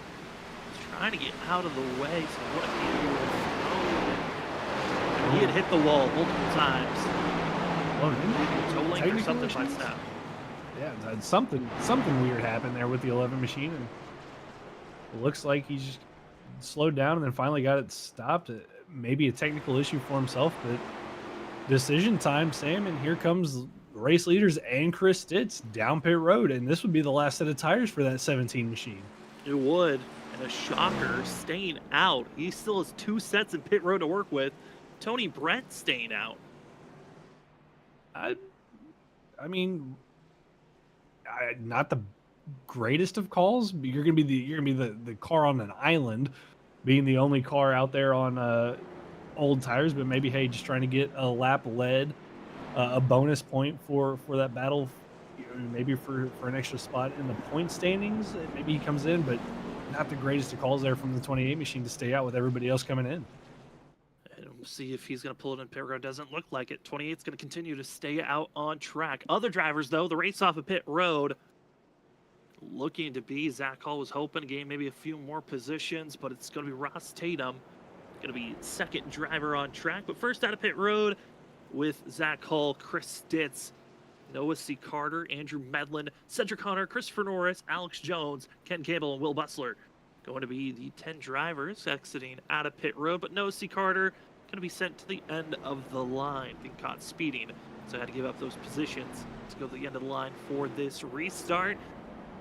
But we already kind of got a preview of this. Drivers on older tires compared to new. But Tony Brent doesn't have a wall to work with here of, more drivers to work with. And Brent, he pulls it into pit road. I think he recognized what fear he was kind of in. Yeah, I think he wanted to get a couple laps led. Maybe he was hoping some other drivers would stay out, but I think also just realizing the situation, got drivers battling to get in the final four, doesn't want to be the cause of maybe one of these drivers having an incident. Wisely pulls it down pit road, get 4 fresh tires. And, even for him, not the worst thing, going to go fall back to that of about 13th position. So not horrible for him, as there's only 13 cars on the lead lap and going to have those fresh tires. So we'll see if he can maybe get back up inside the top 10. Also have a report on Brian McCann. McCann currently still in 16th position. That is good enough where that 8 machine is running, I believe, to still be able to stay inside of pointing his way into the final 4. It's going to be close with the likes of Ken Campbell, Zach Hall, and Christopher Norris on where they can place themselves to make those positions. Ross Statham, believe, is still going to want to be in front of Christopher Norris by at least 4 positions or 3 to make sure that he's in a spot where this 21 should be also getting the bonus point for leading the most laps, as he's been out there for the majority of the night. But the rest of the field still thinking about the win. How can you put yourself in a good position as the drivers through 1 and 2 for the Excessive Speed Sim Racing 225. Ross Tatum keeps the lead. Zach Cole into second, but it's the battle for third where it's starting to rage up. And oh no! Stitz loses the rear end in front of the field. And everybody gets by him, but cold tires, just like that, a little bit of over-aggression. They were almost 3 wide going into turn 2, I believe. It was him, Medlin, and Cedric Hunter, and I think it might have spooked the 17 a little bit, drove down hard into 3 and 4 and just looped it around, but thankfully nobody hits him, and he gets to stay out there with no damage, Sam. But all that track position lost, and that's his last set of tires now, and he's going to have a little bit more wear on him because of that spin that he's going to have to deal with. The spin and the burnout there, trying to get straight. Instead of turning left, he turned right to go uphill, burning up more tire rubber. That could be a crucial hurt for the 17 on top of that big slide. But hey, huge kudos to the field, able to avoid the 17 there. I think the big thing that helped, the fact that Stitz just let the car spin. He wasn't trying to save it completely, not trying to overcorrect it like we've seen the majority of the field here tonight try to do when they find themselves sliding and slipping. They overcorrect, snap the car back into the rest of the field. 17 just let it spin, locked it down, and the field was able to avoid getting into a T-bone there. Yeah, kudos to the field for getting through that. I mean, that's always scary when it's the 3rd, 4th car up at the front of the field that has an issue and everybody's stacked on top of one another side by side. But everybody thankfully able to get through it. And Stitz now going to go to the back of the field, going to restart this race in 13th position and see if he can work his way up to the front of the field. But it's going to be a tough ask for him to do from all the way back there on tires that are a little bit damaged from that slide. It certainly is. And back to that Brian McCann update. None of the drivers behind the 8 machine has been able to pass Brian McCann because they've all been in pit road getting service done as well. Travis Dart, just 1 lap back from the 8 machine. He's still been in pit road just as long as Brian McCann. Philip Chavez, as well as John Dart, have been periodically coming into pit road, but they have stayed in there the longest trying to get their optional damage done. And Jonathan Burt has been out on track, but he is over about 55 laps off of where Brian McCann is to try to take that position away. With the amount of laps that are left, that's not enough time for the 6 to take that spot away. So 16th position might be where McCann holds off as the field. Again, it's down to who's going to get the win. Could it be Stitz, Tatum, or someone else trying to get that win to lock themselves into the round, or a non-playoff driver like Cedric Hunter and Andrew Medlin?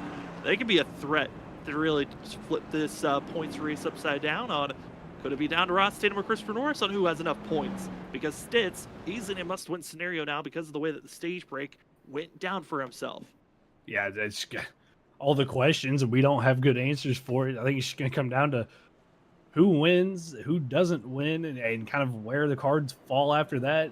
Philip Chavez, John Dart, if they get back out there, they have enough laps to pass Brian McCann and send him down a couple of positions. The question is if those two are going to get back out on track. It doesn't look like it at the time being. Still sitting on pit road. You can see him in the shop there. And then what's going to happen with Stitz? Is he going to be able to get back up to the front? Can Tatum hold off Zach Hall, Cedric Hunter, Medlin? to get the win. What's going to happen with Norris and Ken Campbell based off of potential stage points? I mean, all these questions, and we might not even know the answers before the end of the night, Sam. No, we may not, and that's a big thing to let you know is sometimes we don't get the ratings on who's in or out until next week. So we might not know who the Final Four are until we go live. And we can now wait to see who makes it to the Final Four and run for a championship at Kansas as we are back to Green Flag Racing. 34 laps to go here at Bristol for the excessive speed sim racing 225. Top three in line, but it's side by side going to be the teammates. Ken Campbell working the outside groove. Christopher Norris follows into suit as Andrew Medlin starts to fall back, but a lot of movement in the middle of the field as a gaggle of cars from about 7th on back are still on top of one another. Yeah, 7th on back, still on top of one another. Zach Hall looking to try to make a pass, not going to be able to do so. Norris in front of that of Medlin. Back there behind them, Alex Jones. They're going to be side by side with the 43 of Noah Carter as they battle it out. But up front, looks like Zach Hall applying pressure to that 21 of Ross Tatum. Cedric Hunter there as well, and Ken Campbell. Sam, we were talking about him back there in 9th position, now all the way up here in 5th. Where Ken Campbell needs to be is in front of Christopher Norris to solidify himself. Same for Zach Hall. That way, it's just a battle between the points that Brian McCann's going to have compared to Ross Tatum, Christopher Norris on who can point their way forward. If Ross Tatum wins, that should be turning into Norris and Brian McCann on what the point situation could be to take that final spot. As Tatum is trying to pull away. I mean, there's not been very many drivers that have been just as strong as Ross Tatum here tonight. Norris showed some strength holding off the 21 for the first about 5 to 10 laps. But after that, it has been all this 21. Zach Hall needs to find a miracle, or could it be Cedric Hunter trying to go back-to-back as a non-playoff driver to solidify himself as a threat maybe in this next season? Yeah, I wouldn't count those two behind Ross Tatum out of this quite yet, as they're just right there on the rear bumper, and especially Cedric Hunter. I mean, we know he wants to play spoiler, wants to get another win here to set himself up for next season. Norris all over the rear bumper of his teammate, Ken Campbell in the 15, and he's kind of in a sandwich of teammates with Medlin behind him. Will Bustler not too far behind this pack either, but our top 6, Sam, just all kind of nose to tail here. Nose to tail, and not a lot of movement on who's going to make the pass. Closing in on 25 laps to go. How quick these laps just tick away in an instant. He's crazy. Each lap a little over 15 seconds inside. A half mile, fastest half mile out there. And Christopher Norris trying to figure out, how do I get by Ken Campbell? How do I make myself get closer to Cedric Hunter and make the points difference a little bit closer between himself and Brian McCann? Because Ross Tatum, if he wins this race, there's no points battle between that 21 and the 38. No, if Tatum wins it, it's going to come down to a points battle between Norris and his teammates, Zach Hall and Ken Campbell, and it could come down to where the stage caution is going to count to determine who's going to get in between those teammates, and that could be really interesting. But if Zach holds on for a second place finish, I would think it makes him safe. I'm not 100% sure, but I think Zach wants to get that win to solidify himself in that Kansas race next week without having to worry about potential points. That was the closest Zach Hall has been for this run. Really got a good run off the center off, and Zach Hall is starting to find some center speed that Ross Tatum's starting to lose. Ross is looking very aggressive on the entry of the corner, but the exits where the 21 is starting to lose some momentum and pace as they continue to rage forward. This 21 machine of Ross Tatum, 20 laps to go. Can he hold back the Texas Speed drivers and Cedric Hunter? Because there are a lot of hungry drivers that want to make sure this 21 is not fighting for a championship. The Season 3 champ and last season's champion dueling on who's making it in to the Final Four. This is going to be a great battle as these laps wind down. Zach Hall, Ross Tatum, I mean, these two were 1-2 so many times last season, and yet here we are again with these two doing battle. And for Ross Tatum, that's the last thing he wants to see is that 32 machine pounding him. Cedric Hunter just kind of waiting patiently to see if he's going to have an opportunity. Zach Hall almost to the rear bumper of Ross Tatum out of turn number 2 down the back straightaway. That 32 is there, Sam, but can he get by him? Is a little bit of a slip up for the 21. Here comes Zach, just ever so close, or getting ever so closer as these laps continue to tick away.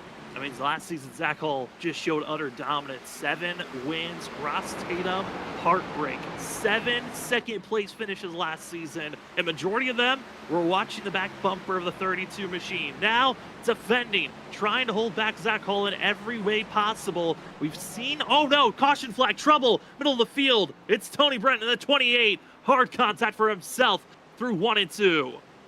It looks like a toe to pit road for the 28, and catch your breath, Sam. 15 laps to go.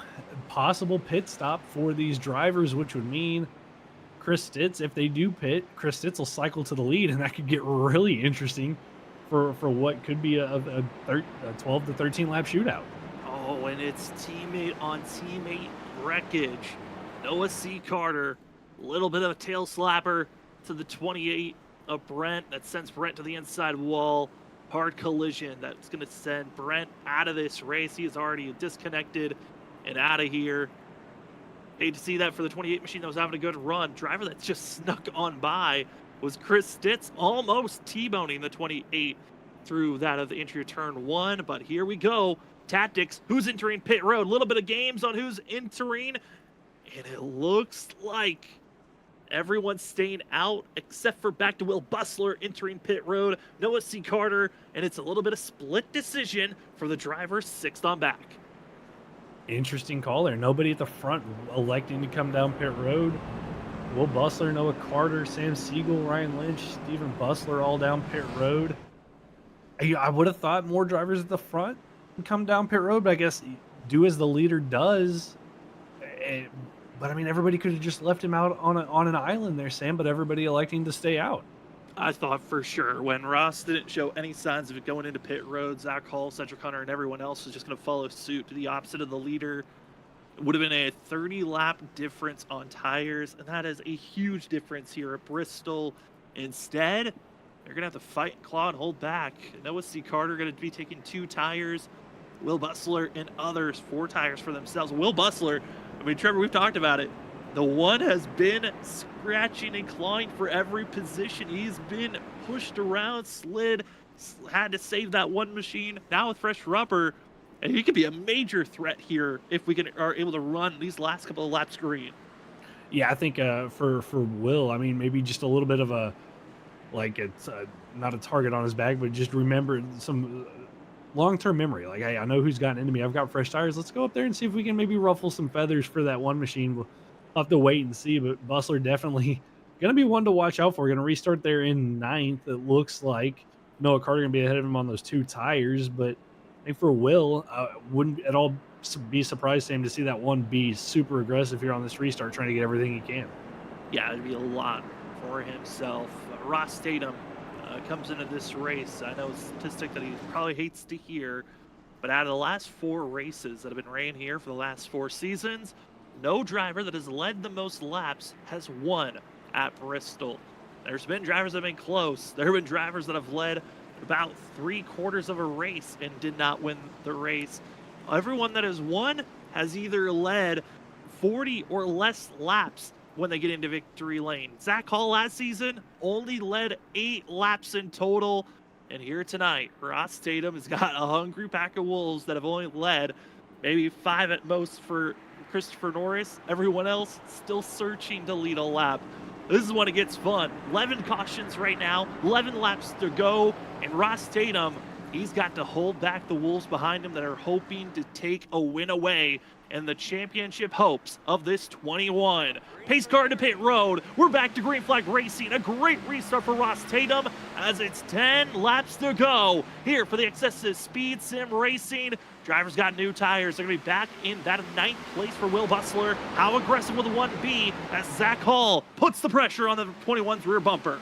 How aggressive are the new tires going to be? How aggressive is Zach Hall going to be trying to get around the 21 of Tatum? He's going to be looking to the inside. Behind them, Noah Carter trying to get to the inside of the 12 of Medlin. Will Bustler to the outside of Chris Stitz. The new tires coming up through the field. They're already up to that of Christopher Norris, up to that of 6th position. Zach Hall still looking for a way. Will Bustler to the inside wall, though. Will Bustler makes contact. Other drivers are piling in. Massive collision for a lot of the drivers that just got fresh rubber. And we are going to caution, and it's going to be a 3-lap shootout when we get back to green flag action for ourselves.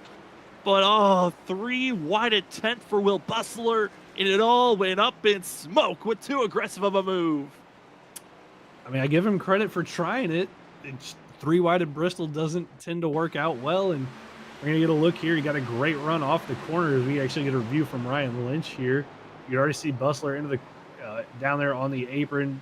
Lynch loses it, makes contact with a 0-0. But a little bit of over-aggression there, Sam. But, I mean, we're coming down to the end of the race. You're on new tires. You got to get everything you can out of it. And sometimes that happens. And reasoning for why we saw the 3 there, he actually was the reason for the yellow. But there's the tail slap on Noah C. Carter to the 1. And that hard contact gets him wrecked and ruined. I know another driver, hard contact for himself, was Noah Carter, who got into the outside wall after that contact. You see him slow there as the one blitzes on by. And you're going to see just after the contact slips up, gets loose, Sam Siegel puts him to the wall and decides to just call it a race for a lot of these drivers. And we were on that last restart. We only had 10 drivers on the lead lap. We might have less than 10 drivers that are able to finish this race. We're down to just 10 that are out there on track and 9 drivers on the lead lap. And Ryan Lynch on the lead lap currently just entered pit road. The question is, will he stay on pit road or try to get back up there on track? It's Bristol, baby. A race of attrition, apparently. I mean, down to 10 cars on the racetrack. Stephen Bustler could be the 10th car on track, 1 lap down for himself. Lynch, I think, may be able to stay on the lead lap for that 3 machine. He's getting some damage repaired for himself, but what a wild race. And I mean, we're still gonna have 3 laps to go, and who knows what's gonna happen with that up front with how hard these guys are gonna get to racing with one another. They are still very aggressive out there on track. Oh, every position could count as the field is getting ready for a shootout. And if we get another quick caution before this race is done, we will be heading into overtime. But the field is expecting to have a 2-lap shootout here as they're waiting for the 1-to-go marker. Drivers are already stacked up side by side. Trevor might be inside the regulation, green and white checkered. Ross Tatum's been the best on these restarts. It just looks like he might be untouchable right now unless Zach does a full song ship it and tries to spin out the 21 and giving him a big push into one of these corners. We're gonna see. Will the bumper get used? I mean, I don't know if Zach's one of those drivers that's would use the bumper, but you never know. You want to secure yourself into that championship 4 race, but at the same time, I mean, Sam, if you ship another driver and he doesn't make the playoffs, that could make your race, the championship race for you, a nightmare going into next week. So what's going to happen? Norris going to line up behind Ross Tatum on that outside line. So could we see some teammate on teammate violence in this last couple of laps? Who knows? But get ready to hold your breath, ladies and gentlemen, because we're getting ready to go back green. A driver that's open for the most carnage and he can avoid all of it, Chris Stitz, back in 7th place. He needs a lot of help. He needs some drivers to get into some messes. The 17 can find himself into the final 4. Pace car into pit road. Green, white checkered under regulation. 2 laps to go here at Bristol. Ross Tatum, great launch for himself. Zach Hall not close enough, but here comes the run. Exit at 2 for the 32. Will he give the bumper, or does he wait until the next lap? Outside for Zach Hall, not close enough though, and we will keep it green. Staying inside of the regulation, it's the next level racing. White flag, Zach Hall the outside groove, trying to make the run. Gets a huge run for himself onto the back bumper, but he sends it to the outside, not gonna give the chrome horn, and Ross Tatum will win and fight for a championship. What an impressive drive from Ross Tatum. I was utterly dominant all night long. The fireworks are going off. Tatum's going to race for a championship next week at Kansas. Zach Hall able to hold off his teammate Christopher Norris to get a 2nd place finish. Norris comes home 3rd. The question's gonna be, looks like... Oh my goodness. Ken Campbell is all the way down in 9th place. Campbell is in a scary spot.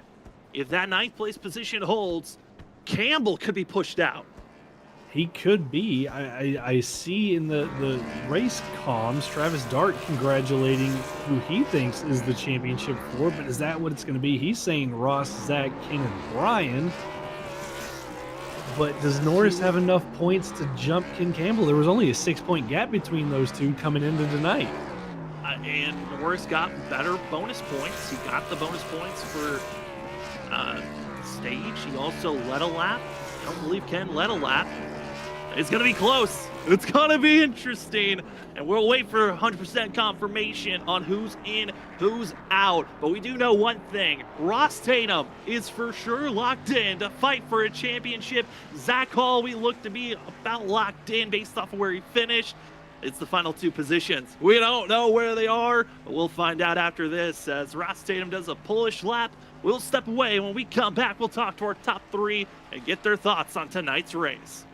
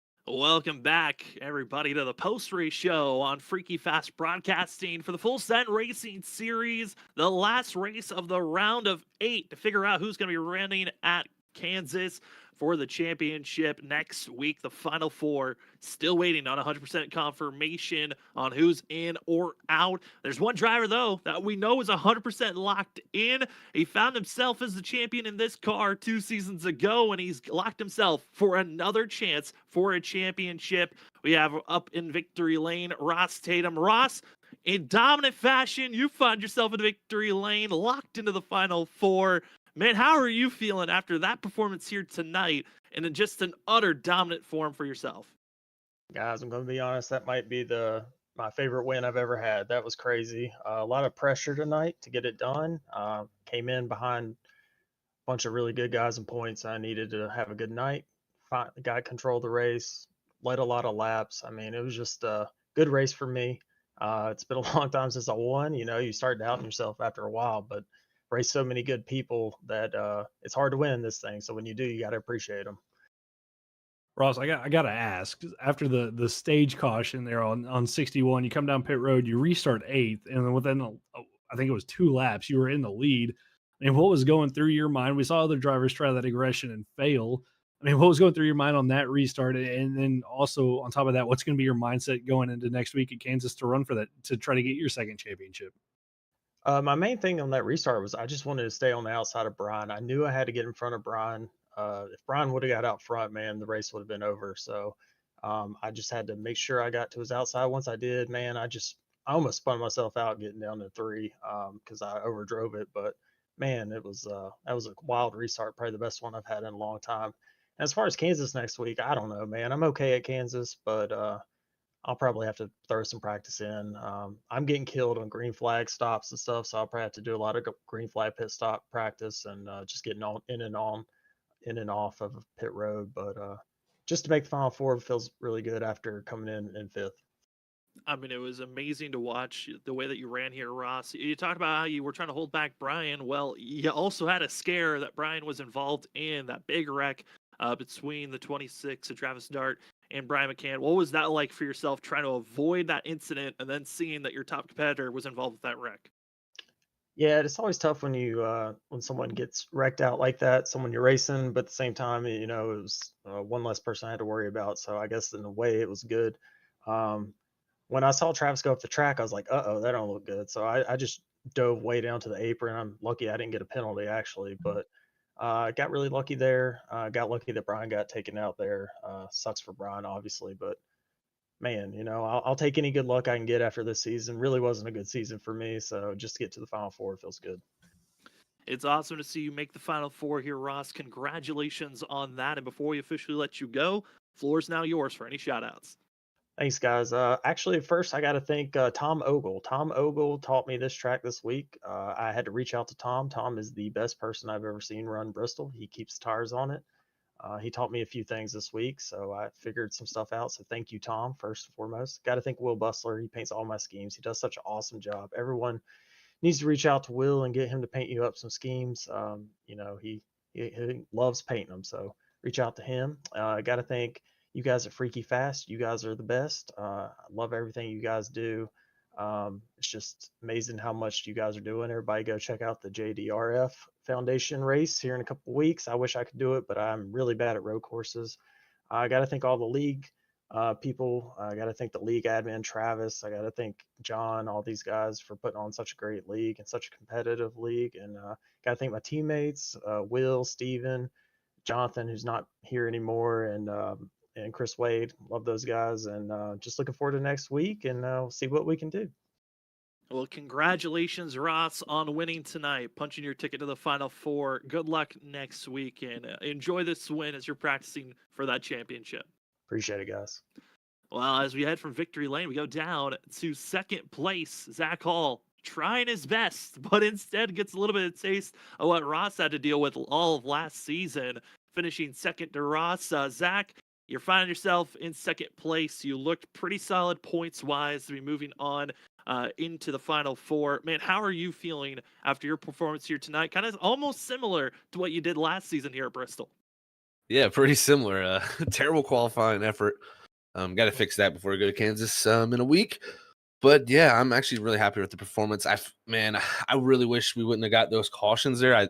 I would have loved to kind of battle it out under green there for us. I felt like I was trying to play a little mind games of them, make them think, hey, am I going to go high? Am I going to go low? Just kind of make them watch the mirror, because that's how you make people make mistakes. And he was excellent. Great job by Ross, man. Always fun racing him, and good job on his win. I knew he was in a big situation there to try to move on, and definitely wanted to help my teammates out, but I don't want to also go out there and ruin anybody else's race trying to help anybody else out. Well, Zach, as you go most likely chasing your second championship in a row, I mean, we know haven't put in as much practice as you did last season. Is that going to change going into Kansas, or are you just going to kind of go in with the mindset that you're going to feel comfortable at the 1.5 miles and not maybe put in a little bit more practice? I'm definitely going to have to practice for this one. Tonight was kind of interesting talking about practice. Normally for a situation like this, I would have practiced a decent bit, would have at least put a fuel run in there. Well, not at Bristol, of course, because how far you can go, but y'all know what I'm saying. Pretty much at the end of the night, like it's just such a tough track. First off, to race, save tires, and do all this stuff. And with the new build coming out, I didn't know what was going on. I'm like, do I practice? Do I not? And I decided not to. Ran some laps this afternoon actually to get a little hang of it before he came in and kind of get the feel. But I definitely gonna have some preparation going into Kansas, man. I definitely can't go into there thinking I'm just gonna walk into a championship. That's for sure. I mean, it's 3 other guys that have really been fast all season. I mean, McCann, I think, has got to be the favorite, especially his intermediate. He has just been out of this world. So I'm going to have to definitely watch out for him. And of course, Ross, I mean, he won tonight. And then whoever makes the 3rd spot, I know it's up. I don't know what the math was. I know they still got to probably work that out, but hearing it's Ken or Christopher, I don't know. I know it's close between those two. So we'll see how that works out. But man, definitely going to have to put preparation in. Yeah, I know with the way that the stage yellow came out and where the drivers are placed, that's kind of the influence right now that they're trying to figure out on who's in or out between those drivers. But Zach, still a strong run here this evening. What is your confidence? You talked about the build changes that are coming in. How much is that kind of influencing you on thinking about this championship race? Because there is so much unknown going into that race.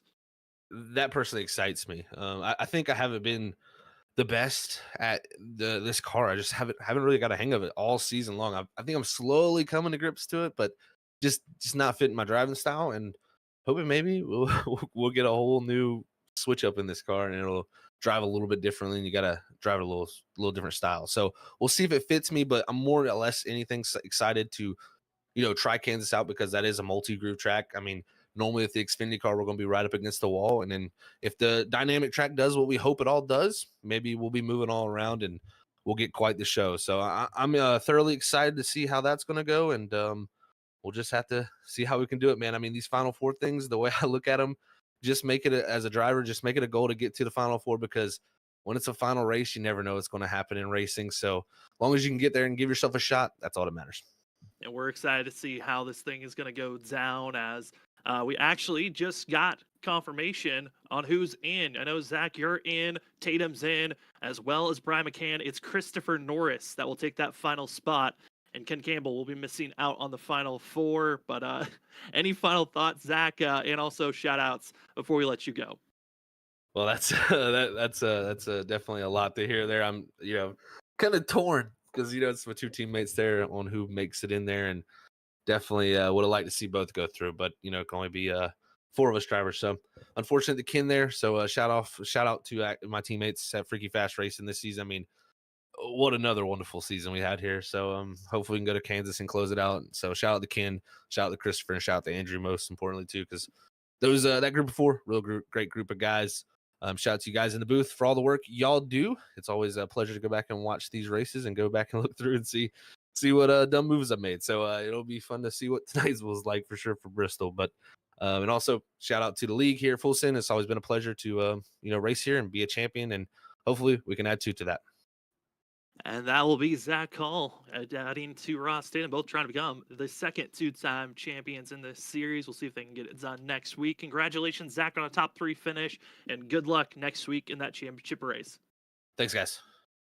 Well, as we move from victory lane, 2nd place, let's talk to the driver that just got the news that he's into the Final Four. We're going to 3rd place, Christopher Norris.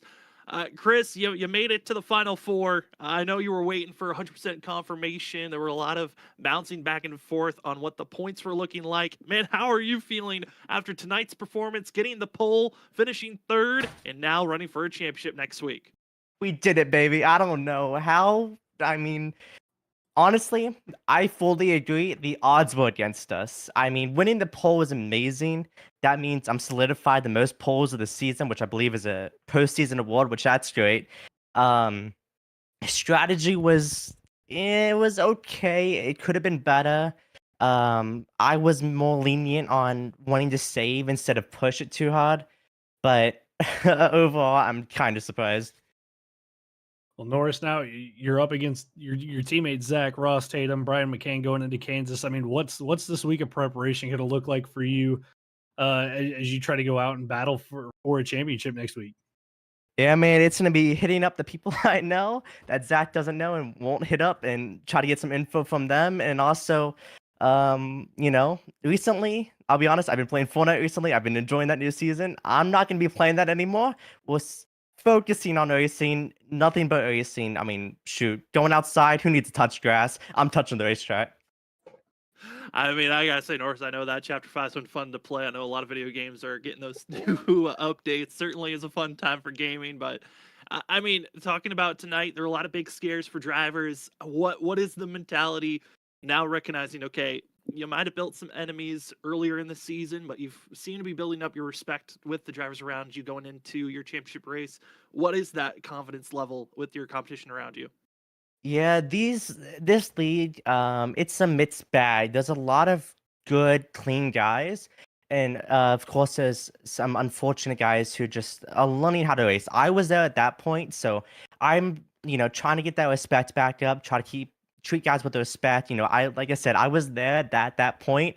I was the one wrecking the championship Ford guy at some point, possibly. So just trying to get that respect back. I'm hoping if I race them clean, they race me clean back, especially with this upcoming race. But racing Ross, Brian, and Zach, my teammate, of course, that's going to be a difficult one because Zach, Brian, and Ross, they're all pretty good drivers. I think I'm not sure about Ross. Well, shoot, yeah, he just won tonight. So they all have wins this season, and mine's on a road course. So it makes it a little bit more difficult, but just a lot of preparation and a lot of hard work is going to have to happen for next week. But hey, anything can happen. And we're excited to see how you're going to run. We can hear it in your voice, your excitement for making the Final Four. Congratulations on that, Norris. And before we let you go, the floor is now yours for any shout-outs. Of course, I have to shout out the team. It would be Zach Hall, Ken Campbell, Andrew Medlin. Those guys have been great throughout this season. I've had a lot of fun racing with them, especially as a fill-in in this season so far. And yeah, just a lot of good racing from those guys. And just shout out to Ken. Unfortunately, I took his spot, but I don't think I have the team championship, so he still has a spot to go fight for that, plus a 5th place prize. You guys for the amazing show. Customlids.com. Go get yourself a custom hat. They look amazing. My family as well. My dad, mom, and uncle all watching again tonight, rooting me on. So shout out to them, and of course the league for putting on a great show every week. Well, again, congratulations, Norris. Go enjoy practice this week as you prep for the race next week, running for a championship. And good luck on the run, and congratulations on 3rd place here tonight. Thank you. Well, that will be your top 3 on how they ran here tonight. Trevor, I knew that there was initial thoughts. I think those were points thinking on where the drivers were expected to finish. But then the stage points, that little bit of confusion on where drivers are supposed to finish, the actual points drivers are going to grab, and then Ken Campbell not having probably the worst restart you could ask for, being really stuck, falling down to 9th, while Norris finishing in 3rd. That was the big switch up that allowed Christopher Norris to take that final spot for himself. As we take a look at these unofficial results, Ross Tatum with the win, Zach Hall coming away 2nd, Christopher Norris in 3rd. All 3 of those drivers fighting for a championship. Cedric Hunter going to be in 4th. 5th goes to Andrew Medlin. Sam Siegel, what a finish for that 55 in 6th. Chris Stitz eliminated, not going to be running for a championship, is the 17, but he tried his best. And 8th is Ryan Lynch after a lot of his scares. A top 10 finish for the 3. Ken Campbell not able to get enough points. He misses out on a championship. And Steven Bussler, after all of his issues that he had in the first half of this race, it's a 10th place finish for the 00. Yeah, able to survive and overcome all his issues. Will Bussler, even after all his entertaining moments over the course of the night, comes home 11th. Tony Brent down there after some contact with his teammate in 13th. Tyler Thomas was having a good run down there in 15th. Brian McCann, Travis Start, 16th and 17th. We saw the hard contact there with Travis getting up into the wall and McCann nowhere to go. Took them both out. Travis already having issues from earlier in the night. Knocks him out of the contention to race for his championship as he was in a must-win situation. McCann not getting a chance to build on some momentum going into next week. Will that affect him when we get to Kansas. That's going to be the real question. And then, further on down the field, Jonathan Burt, William Duff, all involved in that first caution down there, 19th, 20th, and 21st, with their respective damages they were getting fixed over the course of the night. And Sam, I got to say, it was Bristol. It was entertaining. It was a handful. 10 cars finished on track. And I think all 9 of them on the lead lap. Stephen Bustler, the only car 1 lap down. But man, what a race that was. And Brian McCann finishes 16th.